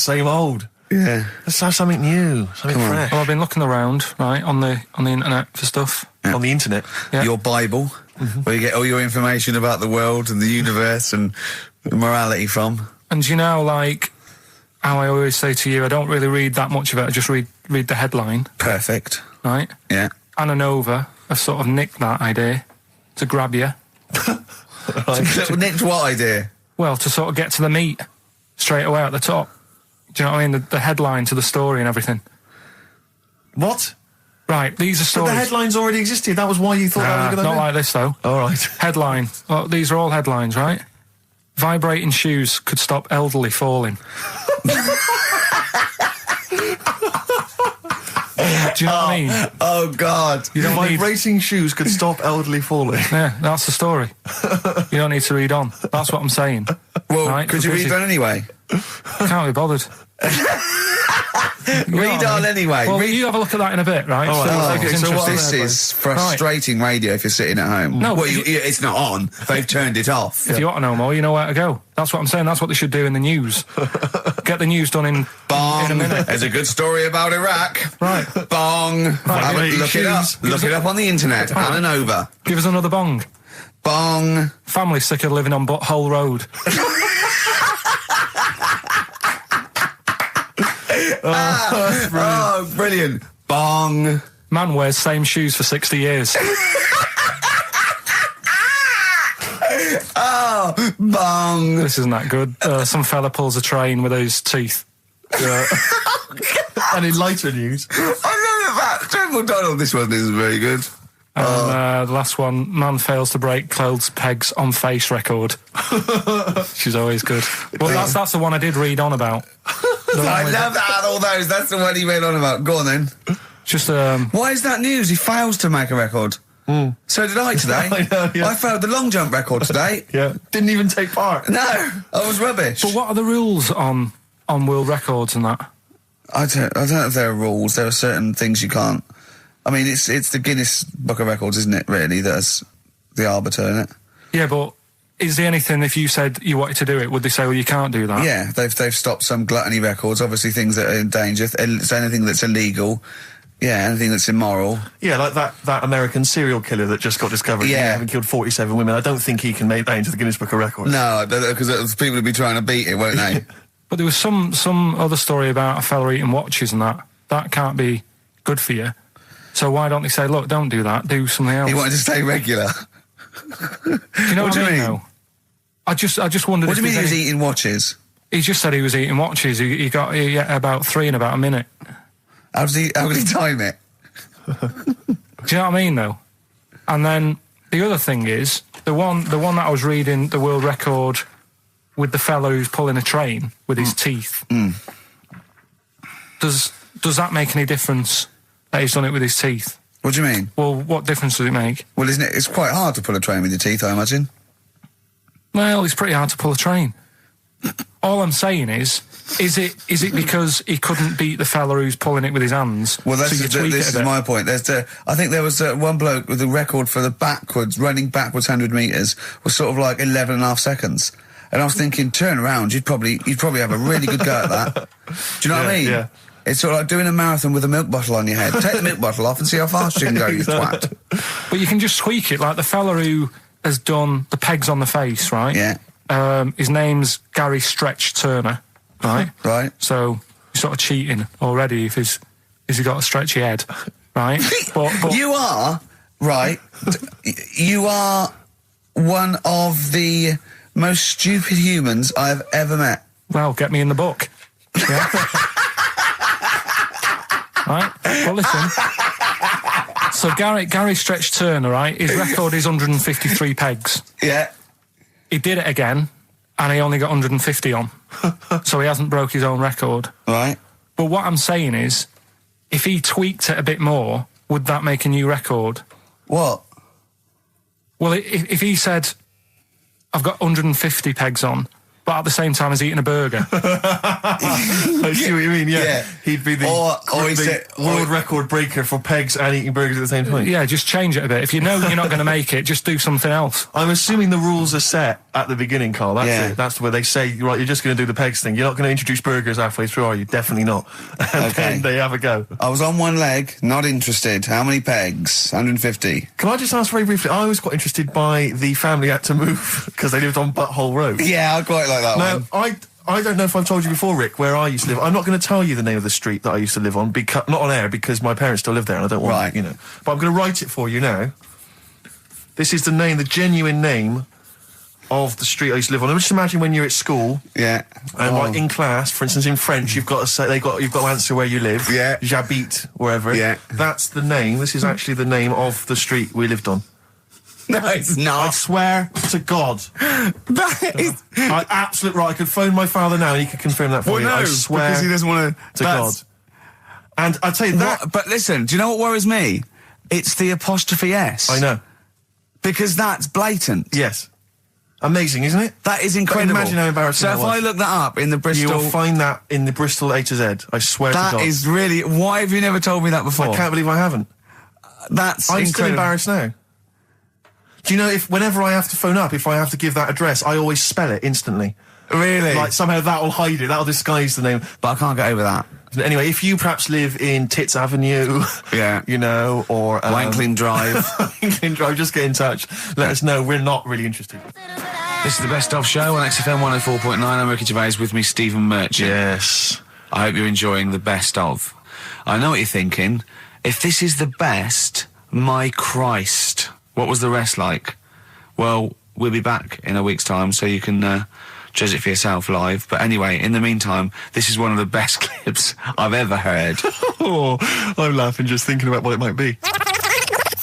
He said this, you know, oh God, it's like a child or a cat when it's confused. He went, Steve reckons in ancient Greece, right, it was better to shag a bloke than a woman.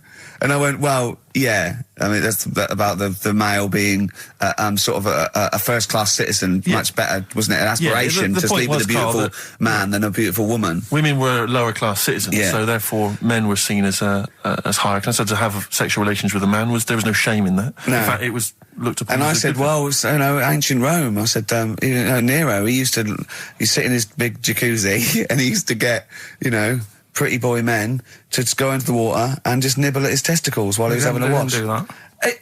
He did. Yeah. And he's not a gay fella. No, well, no. I mean, you know, I don't know about Nero, but I mean, it wasn't a case of a big delineation between what was heterosexual and what was gay. It was just, you know, whatever you... So what did this fella do then? This one who's having his... Well, he was pretty much top boy, Nero, for a while. He was in charge. And, you know, and you did what you're told. If Caesar or... But why were people going round there? Why didn't they go, oh... No, they weren't dropping in. It wasn't like the door was opening. I'm just going to see what Nero's doing.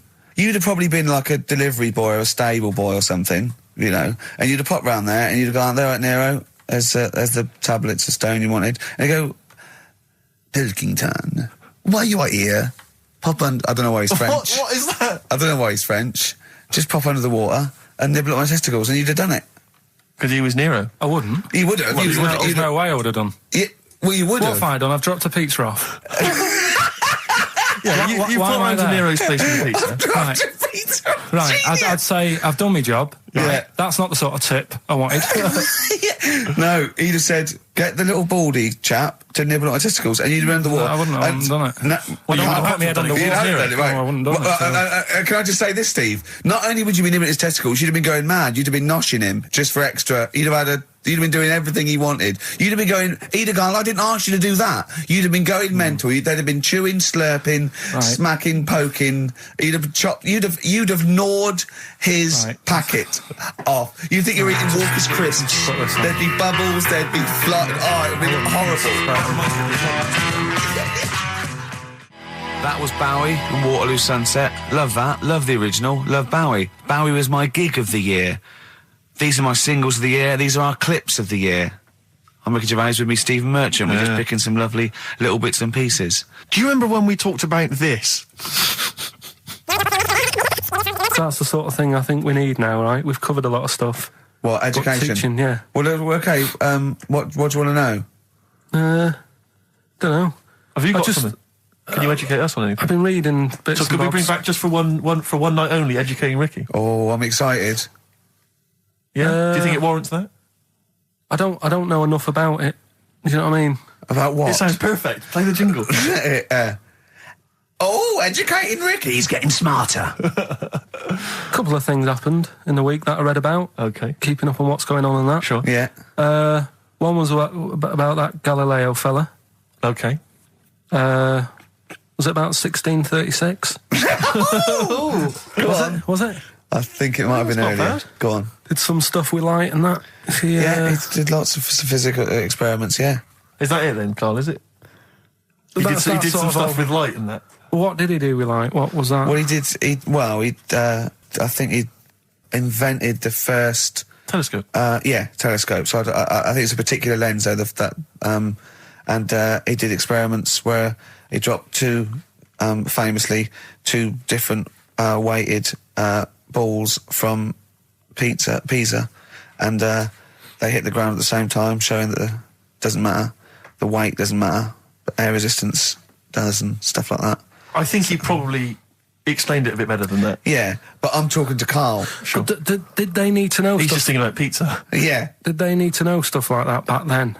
What do you mean, did they need to know stuff like that? It's just... There weren't people going around going, I've got to drop these 2 things off the bleeding tower of pizza. I just don't know which one's going to land first. Yeah, I need to know. Why do you need to Bring know me that? Galileo. Yeah. It's for a bet. Yeah. No, but if I was knocking about then, I'd be like, stop messing with that. We need a telly. Or, do you know what I mean? I bet he thinks the Flintstones is real. I know. That'd be brilliant. That's what I'd do if I was a caveman. I'd make a telly out of rock. Yeah. And a pelican And a as a car that I cement just mixer. ran along the road with. Yeah, exactly. Yeah, we need a car. Yeah. Well, we haven't really got the internal combustion engine. Can you stick your feet through the bottom? Yeah, just get me a car, for Christ's sake. Anyway, so I learnt that. And then, What? You learned his name. Yeah. Other people I learned the name of this week. Oh, if a chimp could watch telly. Go on, Karl, go on. and there was also a fella in the week who said that women shouldn't be wearing trousers Why? because they don't look good in them. What do you think? What do you think about that? It's rubbish. Yeah. These are the only things that have caught your eye over the last couple of weeks. This is the entire news. Galileo did something with light. A French fella said women shouldn't wear trousers. See, that to me wouldn't pass as education. It's not education. I don't know where you could ever use that. I don't know when that would ever be applicable to life. I just like reading stuff that sort of reminds me of... Do you know what I mean? If I read it and it gets me thinking, I think that's a good little piece.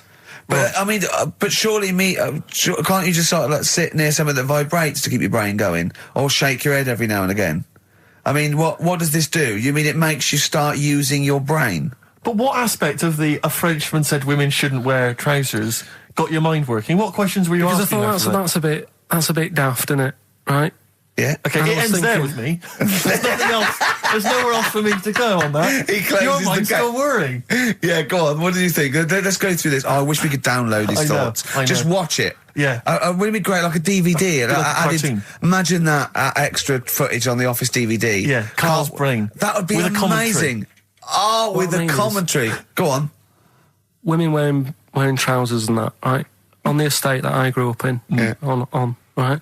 There was a woman about 4 houses down, right? Right. Rough. Now, she used to wear leggings. Yeah. Now, they're a bad idea. They are a terrible idea. I agree with you there, Carl. If you're a lady of What the colour? normo persuasion... Were they pink? No, they were sort of black, but with all bits on them. Oh, right. Do you know what I mean? What, Yeah. toast and Just horse bits. droppings? Yeah, go on, yeah. And she used to... she's quite a big woman. Sure. Pauline Quirk, I think Yeah, we well, described her as. Look like a light bulb when It she's is those bending kind of over in women that are leggings. attracted to leggings. Yeah, I know, yeah. They are drawn to them like a moth. that shoots on a flame. Yeah. She yeah. used to wear them, and that's what I remember when I read this piece. And she used to work on one of those sex line things. Right. Right, she used to do that. But What was she, an engineer? the weird thing with her was, she had big eyelids Right. Go on. that were too big, and this is what I was thinking. What right? do you mean she had big eyelids?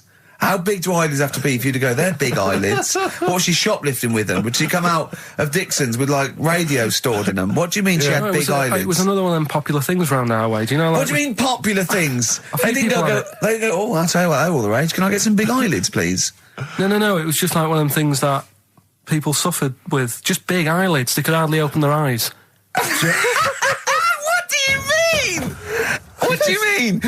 That's one of them popular things around where I grew up. People had big eyelids. They could hardly open their eyes. What does that mean? What sort of freak town were you born in? You had webbed feet people with big heads. You got women with big eyelids. What does big eyelids mean? Are you confusing her with the horse?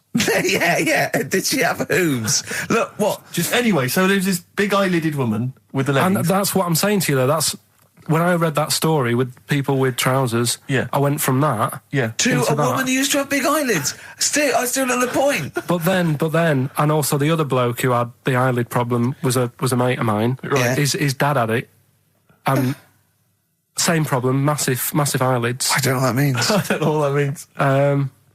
I used to say to my mum, I'm going round to, Dave's house. Yeah. And, or Drew say, Pig, as you call him. That's all right, but make sure his dad doesn't take you out in the car. Because he could hardly... he could hardly see. He had to have his head...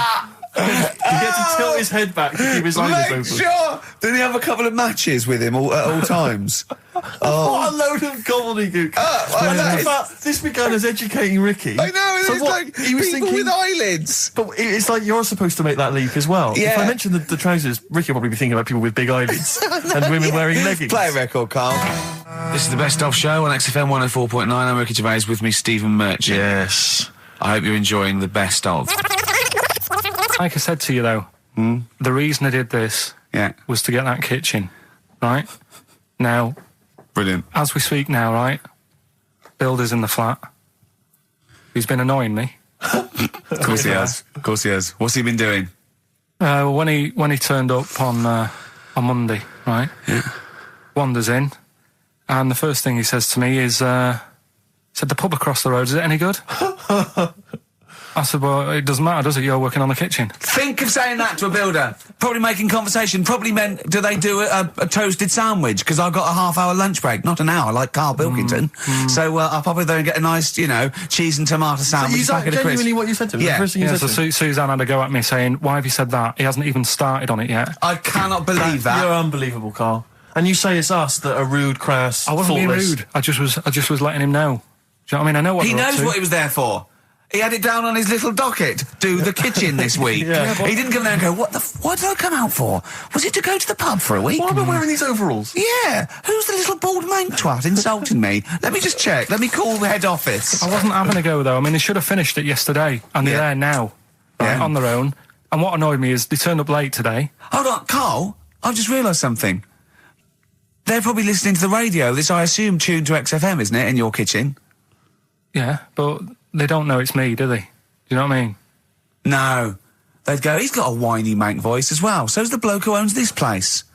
And the bloke who owns this place, when I said, what's that pub like across the road, said, well, you won't be bothering that. He's working on this. No, he won't be able to put two and two together, will he? You've suddenly, the penny's dropped, doesn't it? You've suddenly realised. Look at his face! Yeah. He's suddenly realised they might know it's him. And they could be listening, and they're going to clean you out, mate. Oh, if you are the builder working in, where is it? I won't say the address, but it's... Central London, isn't it? Go mental. Have whatever you want. Opposite that pub that you like, that you're... He'll probably be in there now, so he won't be listening. Oh, insulting a British workman. He should have been in today. Mental. He should have been in at 8 this morning, Just which annoyed me anyway. mental. Why? I really don't understand why they've got to start so early, right? Yeah. But he said he'll be there for 8, turned up at 9:30, right? Wanders in, and what annoys me is, he could have left all this downstairs. He had a paper under his arm, one of those crossword books, and a pot noodle. Now, I'm not being funny, but most of them take quite a bit of time. A crossword book, he's not happy with just the one that's in the paper. If you're listening, if you are the builder that's listening now, doing Carl's flat, what about pissing in the laundry basket? That was Jane's Addiction. This is the Best Of Show on XFM 104.9. I'm Ricky Gervais, with me Stephen Merchant. Yes. This was a clip show. We recorded this a couple of weeks ago. I hope you had a Merry Christmas. It's not over yet, because tonight at 9:50 is the second part of The Office Christmas specials. It's brilliant. Watch it, and we'll be back next week live. I'm Ricky Gervais, with me Stephen Merchant. Bye. Have a great new year. Probably you're thinking, Rick, isn't it time that we do our usual roundup of what's been happening in the news? Yeah. Which we always do every week. Yeah. We always do something, which is, I mean, basically, if you're listening and you're a new listener, say you work at a newspaper, we always try to be informative, just try and put stuff out there that just educates people, informs people. What are you thinking? Well, I said Monkey News is coming up, but what have you got? No, I was just looking on the net there and just found a couple of quite important news stories, probably worth mentioning. Policeman caught photographing. I don't know why it makes me laugh. It's just the phrasing, I suppose. It's the headline. Policeman caught photographing up woman's skirt. No, he wasn't up there taking a picture of Big Ben. He wasn't going, can I just sit up here? I'm just going to take a picture of that seagull over there. No. He was facing the camera up a woman's skirt. He was indeed. Right. A policeman in Japan is facing disciplinary measures after he was caught photographing up a woman's skirt with a hidden camera while on duty. The 42-year-old sergeant, who's not been named, used a digital camera to secretly snap the shots when the woman was reporting a stolen bicycle. So he was actually doing his proper job. He'd obviously thought to himself, I'll bring him a digital camera today. On the off chance a beautiful woman comes in to report a crime or robbery, I'll have it ready, I'll have it positioned, in such a way. But this is interesting. This is how he got caught. Okay? The woman became suspicious after she saw a flash go off. brilliant. I mean, this Not so secret at all. Sorry, did I just see your shoe? Your shoe just seemed to just spring into life there. It was light. There was light. Yeah, I think I've had someone set fire to some magnesium that was on the end of it. It won't happen again. But it's only you and I in here, and your shoe was just suddenly lit. Why are you standing like that? Why is your shoe just sort of like between my feet? There's no reason. This is how I always stand. What did the bike look like? Flash? So, are you taking pictures of my family? No. And no, I'm not. And you should be wearing knickers anyway. Well, how do you know that? What? How did you know I'm not? How did I know what? I'm not wearing any... I didn't know you. I don't know what you've got up there. Well, I don't know what it looks like, and there's no way I could. Of course, it would be roughly that conversation in Japanese. I know, yeah. You know, you just mentioned there about sort of no knickers and that. Is this going to be your Auntie Nora? No. Right. It's just, like the last flat that I lived in, I always had a good view across the road, and I could see, it was the hairy... There was the hairy Chinese not hairy Chinese kid. He was just a Chinese kid, actually. Yeah. Running Because about. that's rare, isn't it? Hairy Chinese kids are very rare, isn't it? Yeah. There's only one official sighting, isn't there? In one of those shit little magazines that you buy. And there was the old woman who didn't move. She was just sat there reading a book all the Who time. we think possibly died and no one came round for weeks, and now I've moved, right? And it was quiet for a bit. I always look at what view I'm getting, right? Looks across and it was just sort of empty, sort of flats ready for people to move in and that, right? Anyway, people are in there now, right? And they've put all the furniture in, but I haven't put any curtains up. Oh. Right.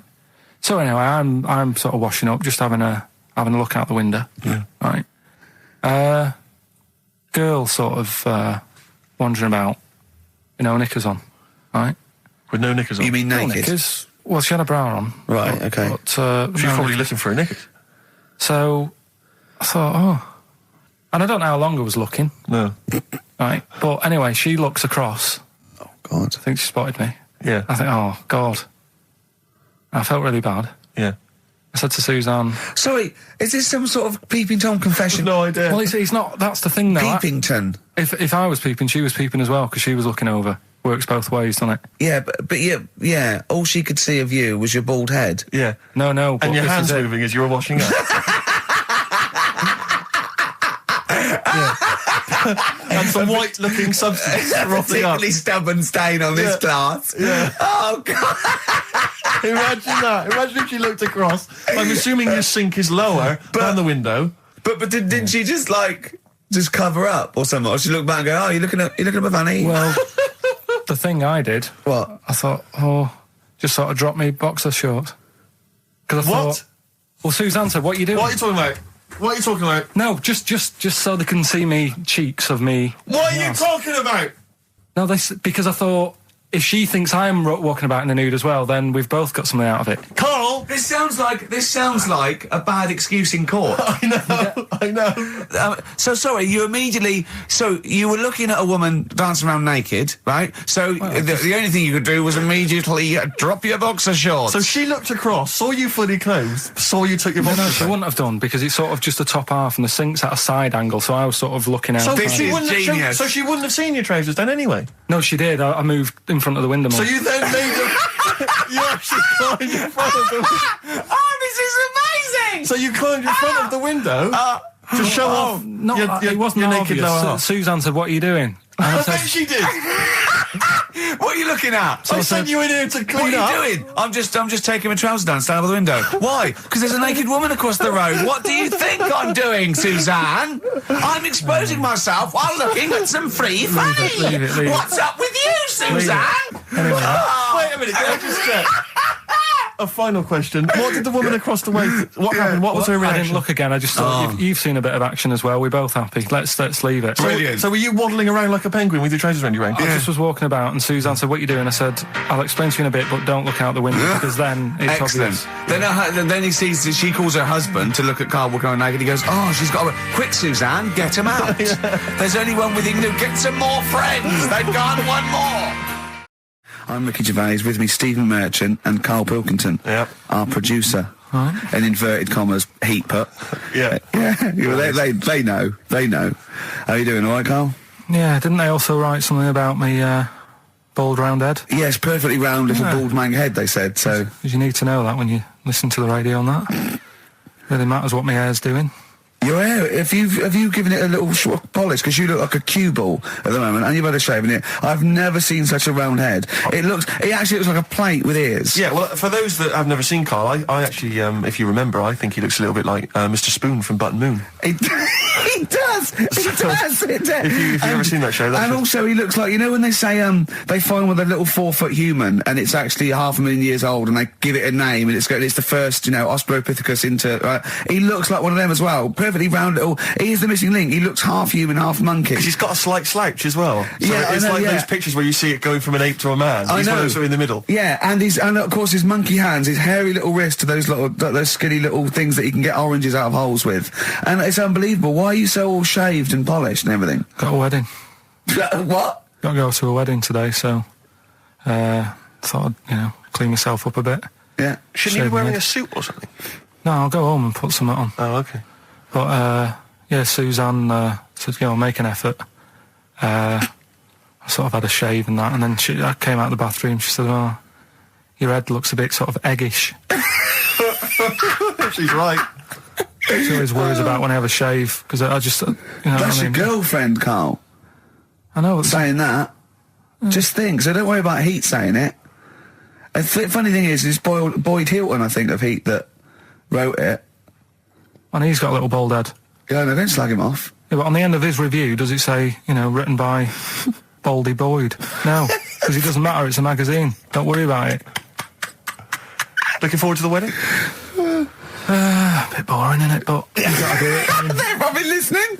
Should we do a shot? No, it'll be a great day for them, but I know what will happen. Suzanne will see, all the fuss and that, and then she'll get ideas, and I'll have to let her down and all that. Why is it you don't want to get married again? I always forget. It's just... Who's it for at the end of the day? I've been with Suzanne for 11 years, right? Sure. We're happy. Well, I am. That's what counts. You're never happy. I am. I'm all right. Yeah, no, I know you're happy with Suzanne and everything, but apart from that, you're never happy. You are the most grumpy, moany thing in the world. I mean, I get annoyed, but I'm always happy. I was annoyed here. I was happy coming here, but there was a bloke behind me walking and scuffing his feet. He had a pair of those stupid skulls on, and he was clicking and scuffing. Wear some shoes. You don't have to click. Pick your feet up. Flip-flops annoy me. But I'm happy. I'm just annoyed. You are just like, oh, the world's on me. It's rubbish, this. I know the world's great. It's just sometimes people annoy me by being there, But Steve said I should be locked in one of those towers that princesses used to be locked in fairy tales, because everything annoys me. But you're grumpy. I'm not. I'm all right. We went. It was a great day, wasn't it? Brilliant round of golf. Absolutely brilliant. Such a beautiful place in Stoke Poges. It's like a really posh place. And are you a good golf player? Well, we'll get to that. Oh, okay. Wow, he bought the shoes especially for it. Oh, I'd love to have seen him in those little shoes. I know, and they were no good because they were metal spikes. We had to change them. He was annoyed straight away. He spent over £22 on these golf shoes. We hired a buggy that was brilliant fun. I was bombing along, wasn't I? I don't drive, but it was great on that buggy. Well, you've been on a buggy with me, and you were a bit scared. Yeah. What I nearly killed us once.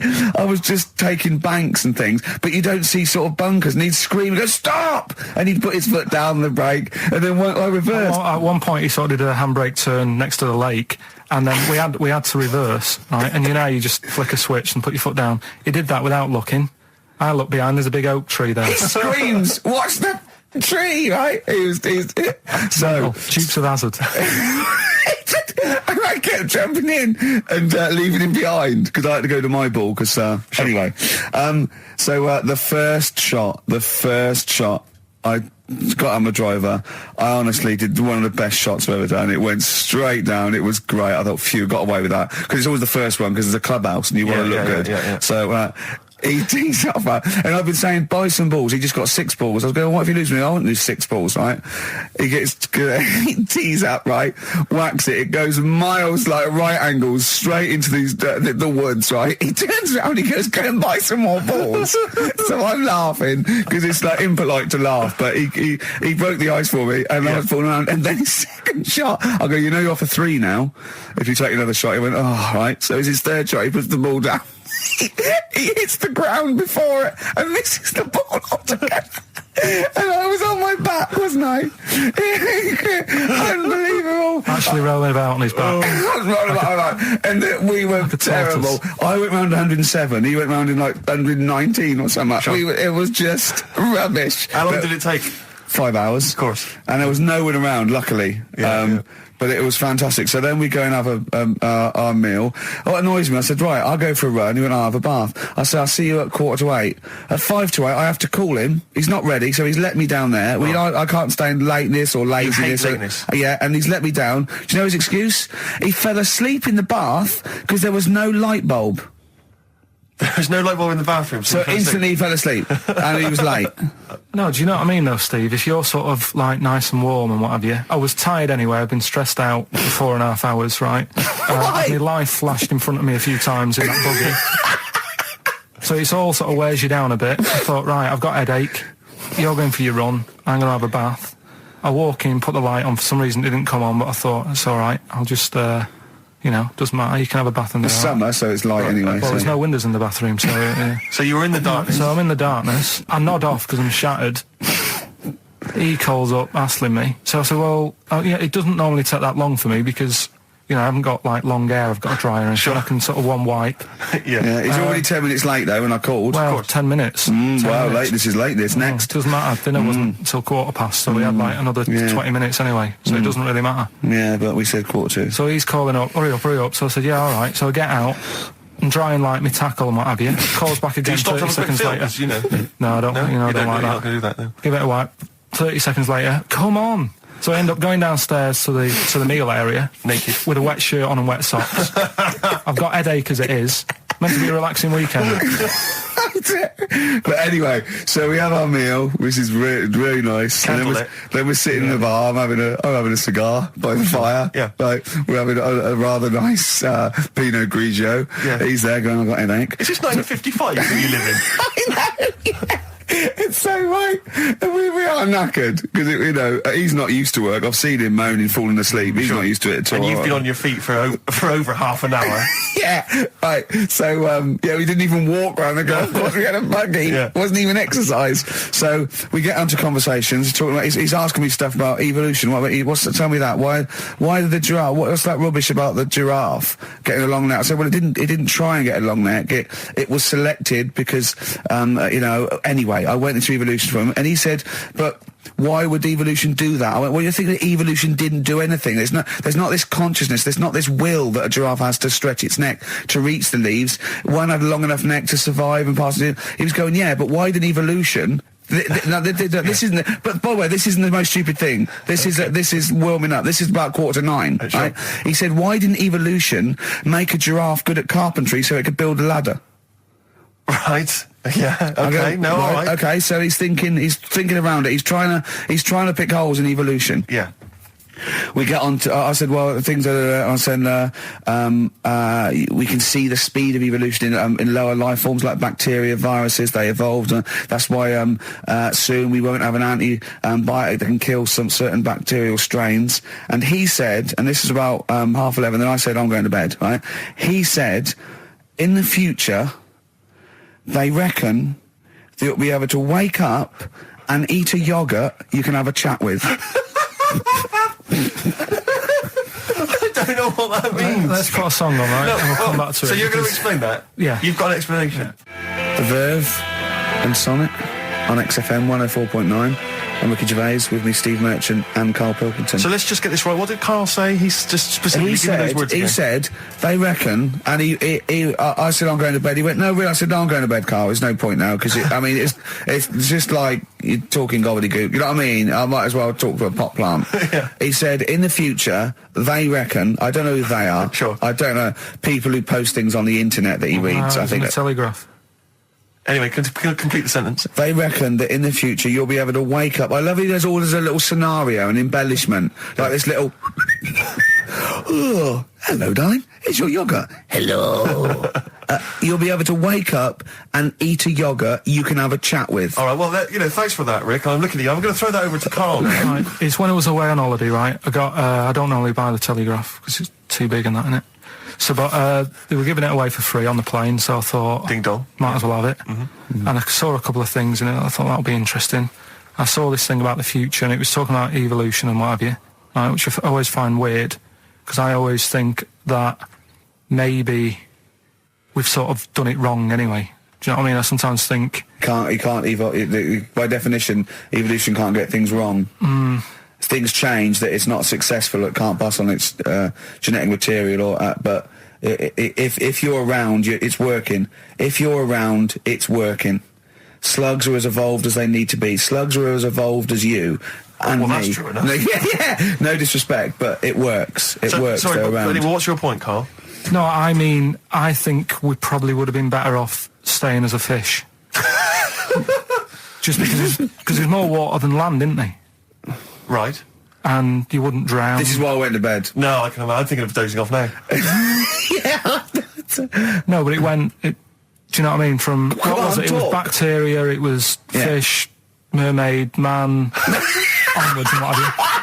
So anyway. Oh God! No, there are a few knowledge gaps in your theory of evolution. You generally got it right though. So I mean, basically, it went bacteria, fish, mermaid, man. What's next is the big question. So it was telling you all about this and what have you, and saying how like we shouldn't have interfered, because maybe if we wouldn't have invented planes and what have you, maybe we'd be able to fly and what have you if we really needed to and stuff like that. Okay. So we've interfered with evolution, you see. Right. Well, then it was saying, well, what's the future got? Well, yes, in one way we have interfered with evolution. Yeah, the evolution of the human being in society is changing. It's no longer based on the strongest or the fittest, because medical science can keep us alive long enough. People can pass on their genetic material where without this civilization they wouldn't have been able to. So yeah, there are different parameters, there are different pressures, there are different things that say whether we're going to pass on our genetic material or not. Okay, so in that sense you're right. And that, Rick, as far as I'm aware, has led to a yogurt that you can eat and have a conversation with. So this is what it was saying. It was just saying, we're living in mad times and that. There's a lot of weird stuff going on. One of which is... And the fellow was just saying, with computers and stuff like that, the way it is, we'll be able to wake up... Go on. Have a chat with your yogurt and have something to eat. What do you mean, have a chat with your yogurt? Because of the amount of... I mean, you have them yogurts already, those friendly yogurts. Those bacteria-friendly ones, so this is just a really friendly one. Yeah, they don't... Oh, God! I might burst! Do you know what, sometimes, Karl, I think that we're having a chat with a yogurt. Do you know what I mean? There can't be any difference. Yeah, but then I'm always reminded that would be more entertaining. That would be more informative. And we just had a text here that says, and I don't know what truth there is in this, as ever, but John says there is apparently a nude bike ride today in Hyde Park. Now, I can't believe that's the case, because I don't think it's allowed, is it? You can't ride around with your veg check, can you? I don't know. Why would you want to? Well, good point. On a bike. On a bike, I like the fact that that's what disgusts him. I want. Do you know what? If we did appeal for a nudist to call in, I'd want a very specific sort. I want a German nudist, a middle-aged man called Helmut. Okay. If there is any, or the closest one to it. So I want a middle-aged man from Germany. If your name is Helmut, you're in. But I'll accept Hans. Karl would be good, wouldn't it? All right. Yeah. I think I'm wondering if the age might. Maybe we could we broaden it out Okay, just a German nudist bloke. Right. Could he at least be fat? Could I find a fat German fella? If your name's Helmut, we're going to give you a big prize. Yeah. But, any fat German fella who likes to get his sausage out. Sure. Okay? It's sauerkraut.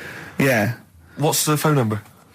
0871 222 1049. It'd be good just to get an email or a text with a contact on it, and then I can just call them up in the week. Sure.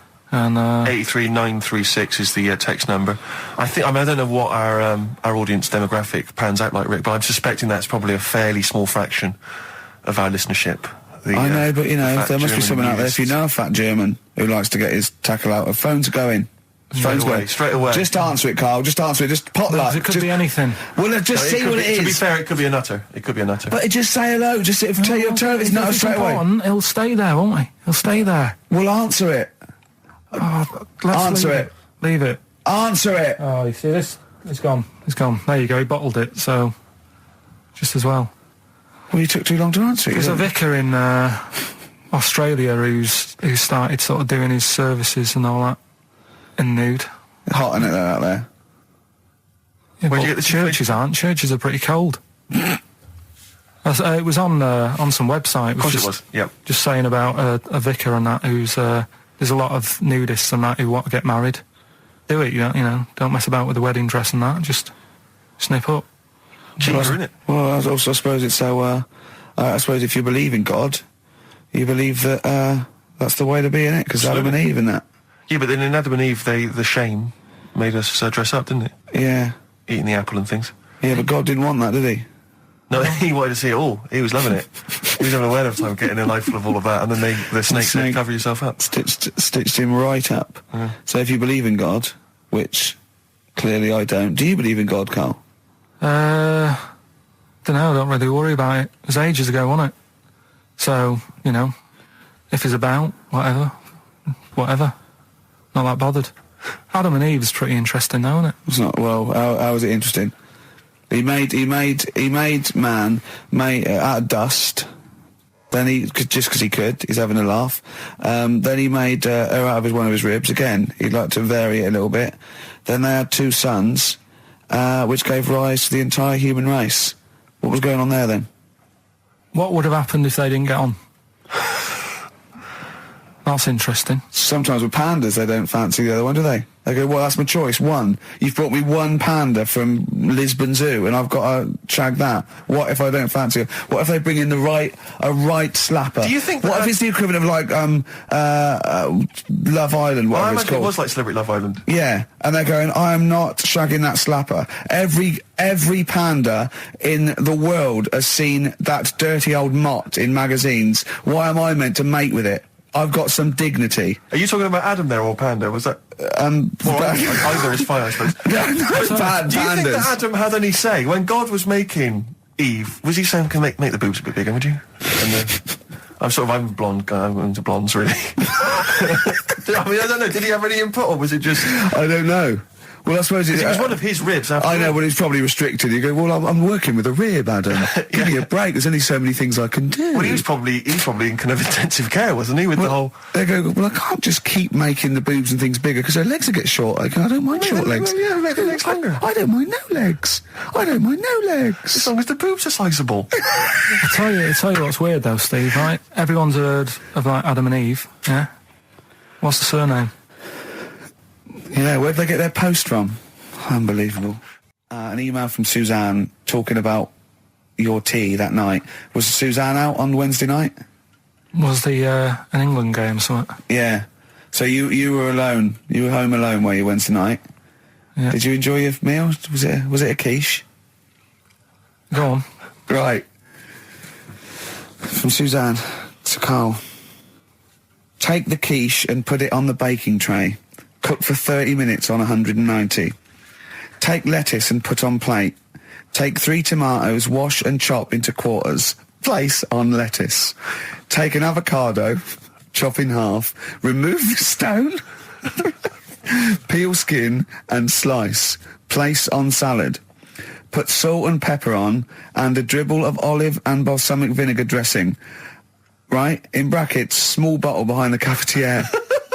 Right, in case he's reaching for bleach. Yeah. That's it. Should have put everything else away. Right? Then sprinkle a smidge of parmesan on top. Remove quiche from oven, cut into quarters and put on plate. Eat. Oh, wow. Does she have to do that every single time she's out? No, it's just that I'm not that good at cooking, right? And to be honest, that was a lot of hard work. I didn't bother warming it up. And I did without the avocado. Why? Too much messing about. He didn't even do that.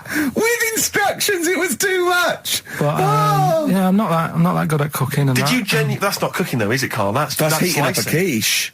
That's cooking it is making the quiche. Yeah, but I'm just. Could you have figured that out if she hadn't left that note for you? Why does she have to tell you what the olive oil and balsamic vinegar was? Because I've put sort of cooking oil on my food once, and I said, oh, it's a bit. It's ever since, years ago. I'm gonna die. Years ago, leaving Mr. Magoo at home. It was ever since I put sausages in the toaster that. What do you mean? I nearly set the flat on fire. Because do you know, like when you're grilling food in a pan and all that? Yeah. Sort of sausages spit and it goes everywhere, doesn't it? And it makes everywhere greasy. In the toaster. So I thought, well, just want to warm them up. Yeah. Bung them in the toaster. Yeah. What happened? And she sort of caught. Well, they got stuck and then sort of caught on fire. I imagine. She came in just as I was sort of plunging it, and Marty came in from work. Said, "What are you doing? I said, I'm in sausages."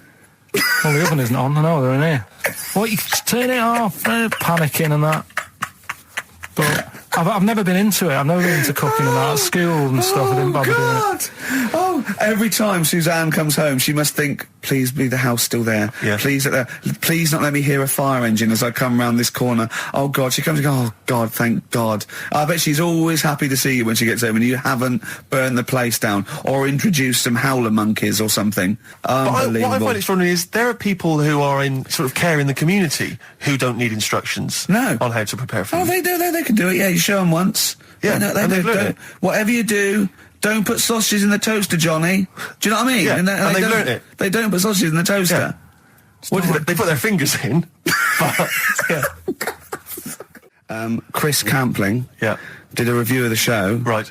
And basically said that Karl Pilkington is a creation of Gervais and Merchant. Well, if only that were the case. He said he started off saying he liked the show. Yeah. He was excited. Said it was a good show. A lot of the jokes. I'm already questioning his critical faculties. Yeah, exactly. And basically said that we didn't contribute much, or seemingly didn't seem to contribute much, and we couldn't sort of like ad lib or anything. We just laughed at, particularly me, laughed at Karl Pilkington, who was coming up with some, quite funny stuff. Yeah. Right? But then he does a twist on it. He goes, but the thing is, we're the puppet masters. He's a created person. We've created the persona Karl Pilkington for our own amusement. Right. He bases this on simply that we talked about... What was it we talked about? The Chinese not aging well, and he heard him talk about that on my DVD. But clearly I say, Karl, remember when you were talking about that? It's a news, or remember in the week, and so he thinks it's all scripted now. Imagine if this show was scripted. I'd be ashamed. Yeah. If this show was scripted, I would send back the BAFTAs for the actual shows we've written, and I would say... I'm having a go at Chris Campling. He's nice about our other work. He likes The Office, and he likes my stand-up and everything, and he likes the show, but he's saying... Because we're not spontaneous, we scripted this and invented Karl. So he's like, we've invented another Gareth. If we had created Karl, I would not have squandered a character that good on this poxy radio station. Absolutely. Also, does he know that we spend about 3 months on half an hour script? So how long does 2 hours of drivel? But the main thing is, as if this could be scripted, it's dreadful. It's shocking. Or maybe this is scripted. Hang on, you've lost me there. Let me just check the script. Maybe Chris Campling does not exist. Maybe I've made him up. I don't know what to believe. See, the name doesn't wash with me. What was his name? Chris Campling. Sounds odd. That's something that I made up, isn't it? Campling's almost like a joke. It's almost like a gay name, isn't it? Oh, he's a Campling. So I think this is scripted. Yeah. I think I've probably made this whole link up, and Karl is a creation. Campling, that's not a real name. No. I made it up. I should have come up with something better. Yeah. Sorry. Down to the River by Bruce Springsteen on XFM 104.9. So, that little fella in the Times thought Karl was just a puppet. We created him. He's an actor. What's his actor's name? Brent Hogwell. We got him from Spotlight. Brent Hogwell. This stupid, dopey Mancunian accent, he just puts that on every week. Yeah, exactly, yeah. Yeah, he speaks rather like Hugh Grant. Yeah. And we just got this whole world around him. We set a whole... What do you think about that? He had his head shaved, especially. Exactly, yeah. So, yeah, would he think that, maybe if he's looked online and seen me head, and he's noticed how round it is and that, does he think it's sort of been... morphed into that shape just for the show, just for 2 hours on a Saturday? Yeah. You spend 5 hours in prosthetic makeup like John Hurt in The Elephant Man. Everything about him was made up. Yeah. We created him, we created... Oh, because I remember coming up with Auntie Nora. Oh, yeah. You said, Rick, we need another character. I said, what about giving him an Auntie Nora? Doesn't sound convincing, I said. Yeah, and you said, what is it about? I said, well, I don't know, she farted for 5 minutes and she's got a fanny like a split tennis ball. No one's going to believe that. Yeah. Oh, that brings us neatly... Well, let's put that to bed now. So, Chris Campling, honestly, we do not script this shambles of a show, and Karl Pilkington really is like this. If you want, you can meet him. I'd love to send Karl for a drink with Chris Campling. Can we do that? And then he'll eat his words. Chris, if you're listening, honestly, this isn't a stitch-up. As I say, I'm not having a go at you. It's a very well-written article. It's very, very fair. You're just complimenting on his grammar. Yeah. It's a very well-written article. No, I'm saying we're not having a go. You've typed that beautifully. It's not like he snagged us off. I would just love him to meet Karl Pilkington. People in the street come up to me and say, is Karl like that? And I so want them to meet him. Yeah. Or maybe he can send in, if he's online, he can send in 5 subjects for Karl to talk about that we couldn't possibly know about, just so he knows that we just really do throw things at Karl, and that drivel comes out. Imagine if it was scripted. I remember, I was on I don't know if this is alright to talk about. I mean, it happened, so, not worried about it. It's alright to talk about. Everything's alright to talk about. But I was on the train, right, coming from Manchester back to London, right? Yeah. And, got on it. It was like a Friday night. And it was heaving, like the last train is and all that. And absolutely chocker, right? Yeah. So I'm walking through the carriages, thinking, is he in his seats anyway? Anyway, everyone's like, it's heaving, right? It's people stood up in the doorways, you can't get in the toilet and all that.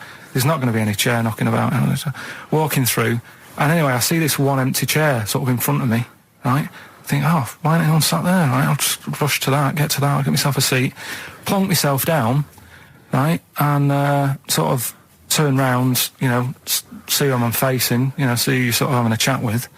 Little fella there, right?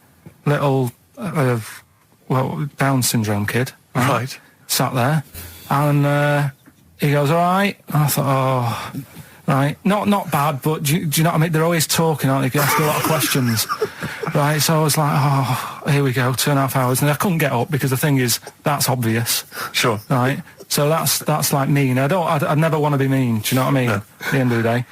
So anyway, I think I'll go to sleep. Clever. Right. So I shut my eyes and he leaves me alone and that. So then my phone goes and I think, right, what do I do? Do I ignore it or do I open my eyes and see what it is? Anyway, I open my eyes. It's Ricky calling about something. About nothing, probably, actually, thinking about it. Wasn't even worth answering, right? So anyway, but I'm awake then, aren't I? So he's like, hello? And I'm like, all right, mate. And he says, you're muscly. You're right. Oh, God! And I said, yeah. And he goes, why? So I said, no, just am. It's, again, stressing me out, because I was thinking, why am I muscly? I don't go to the gym. And, I'm not muscly, I'm in good shape and that. Well. So then, he wants an arm wrestle. On a crammed train from Manchester, so I've got another hour and a half of this. When you talk back, he'd soon have got up and left.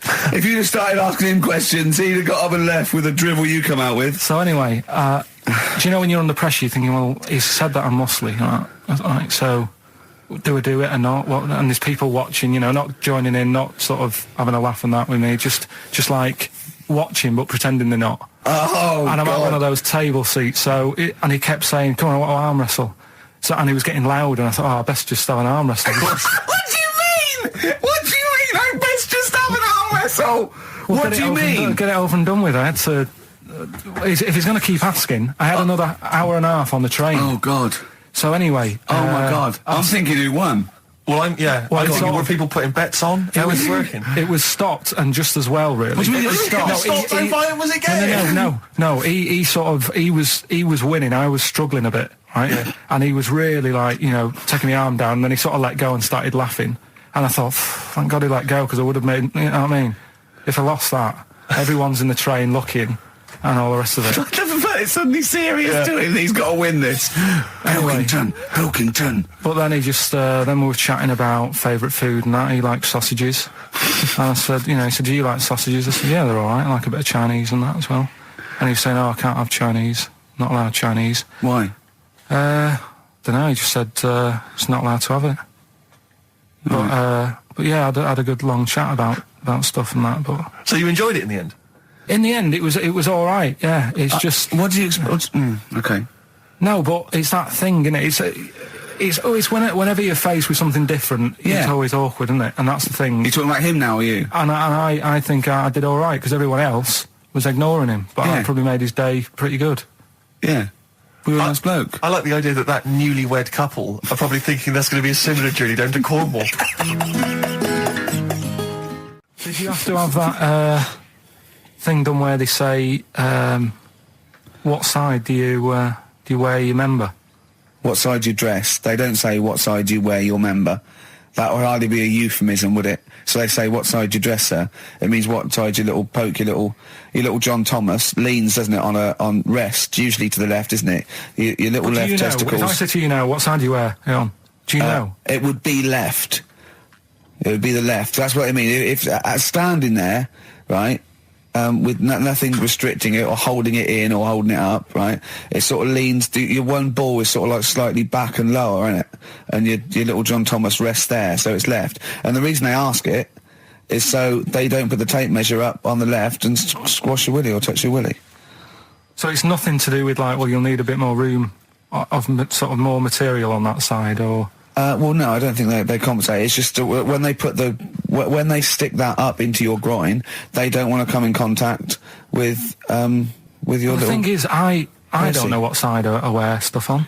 I just sort of pull my pants up and wherever it wants to go that day. But maybe it's not big enough to sort of make any, real decision. But like now, I'm sat here right with my jeans on. I don't know where I am. Well, that's clear from hearing you talk. No, but what I mean is, if a fella said to me, "What side are you? What side's your member on?" Member. What is this the use of the word member suddenly? I'd go. Well, it's not. It's usually not appropriate. And also, I imagine in the old days they had big baggy pants. They used to sort of like hang down. And now, like with those stretchy boxers and briefs, it's sort of held up in a nice little, neat little parcel, isn't it? So it's probably not appropriate. It doesn't come in contact with your little snake. So, Did you ever? What, have you ever heard that? Are you telling me a tailor has asked you that and you went, "What do you mean, mate?" No, I've never. I've not really had one made to measure. I had one made when I was a kid, but since then I've sort of bought a suit off the hook. But when you were saying about buying a suit, I know that question sort of crops up, and I don't know what the answer is. It just annoys me the way I don't know. There's no surprises anymore. Do you know what I mean? People know. What do you mean? He's going to go, right, I'm going to measure you now. Which side shall I measure? Go, well, pot luck, go on, have a look. Right, there you go. Oh, you got it. You took me up. What do you mean there's no surprises anymore? What are you talking about? Everything you say is a surprise. Everything you say, every opinion you have is a surprise to me. What I mean is, why aren't people just happy just to go, well, depends, doesn't it? I'll just pull the pants up wherever it wants to go. I'm happy. What do you mean? Why is this such a big issue? But Carl, when they ask you this question, they're not making a note of it somewhere. It's not statistical research to find out what the kind of common leaning is. It's a question so he doesn't touch it when he's using his tape measure. Just be careful. But he is being careful by asking the question. But what's wrong with him touching it anyway? If he's, I mean, it's only a slight. Fair enough. But if he just sort of, knocks it a little bit, you can just go. Do that again? To me, it's the same as the prostate thing. It's just happening all over again. But the doctor doesn't go, oh, what side's your arse on, sir? Trying to avoid the arse. He wants to go, he knows where your arse is and he's aiming for it and he wants to get it up there. He's aiming for it for a good cause. This little fella's going, well, I've got to measure his leg. I don't want to touch the knob. I'll just ask him, sir, do you mind telling me where your cock is so I can avoid it? It's a big difference. But like I'm saying to you, I'd have to have a look first to let him know. I don't know where it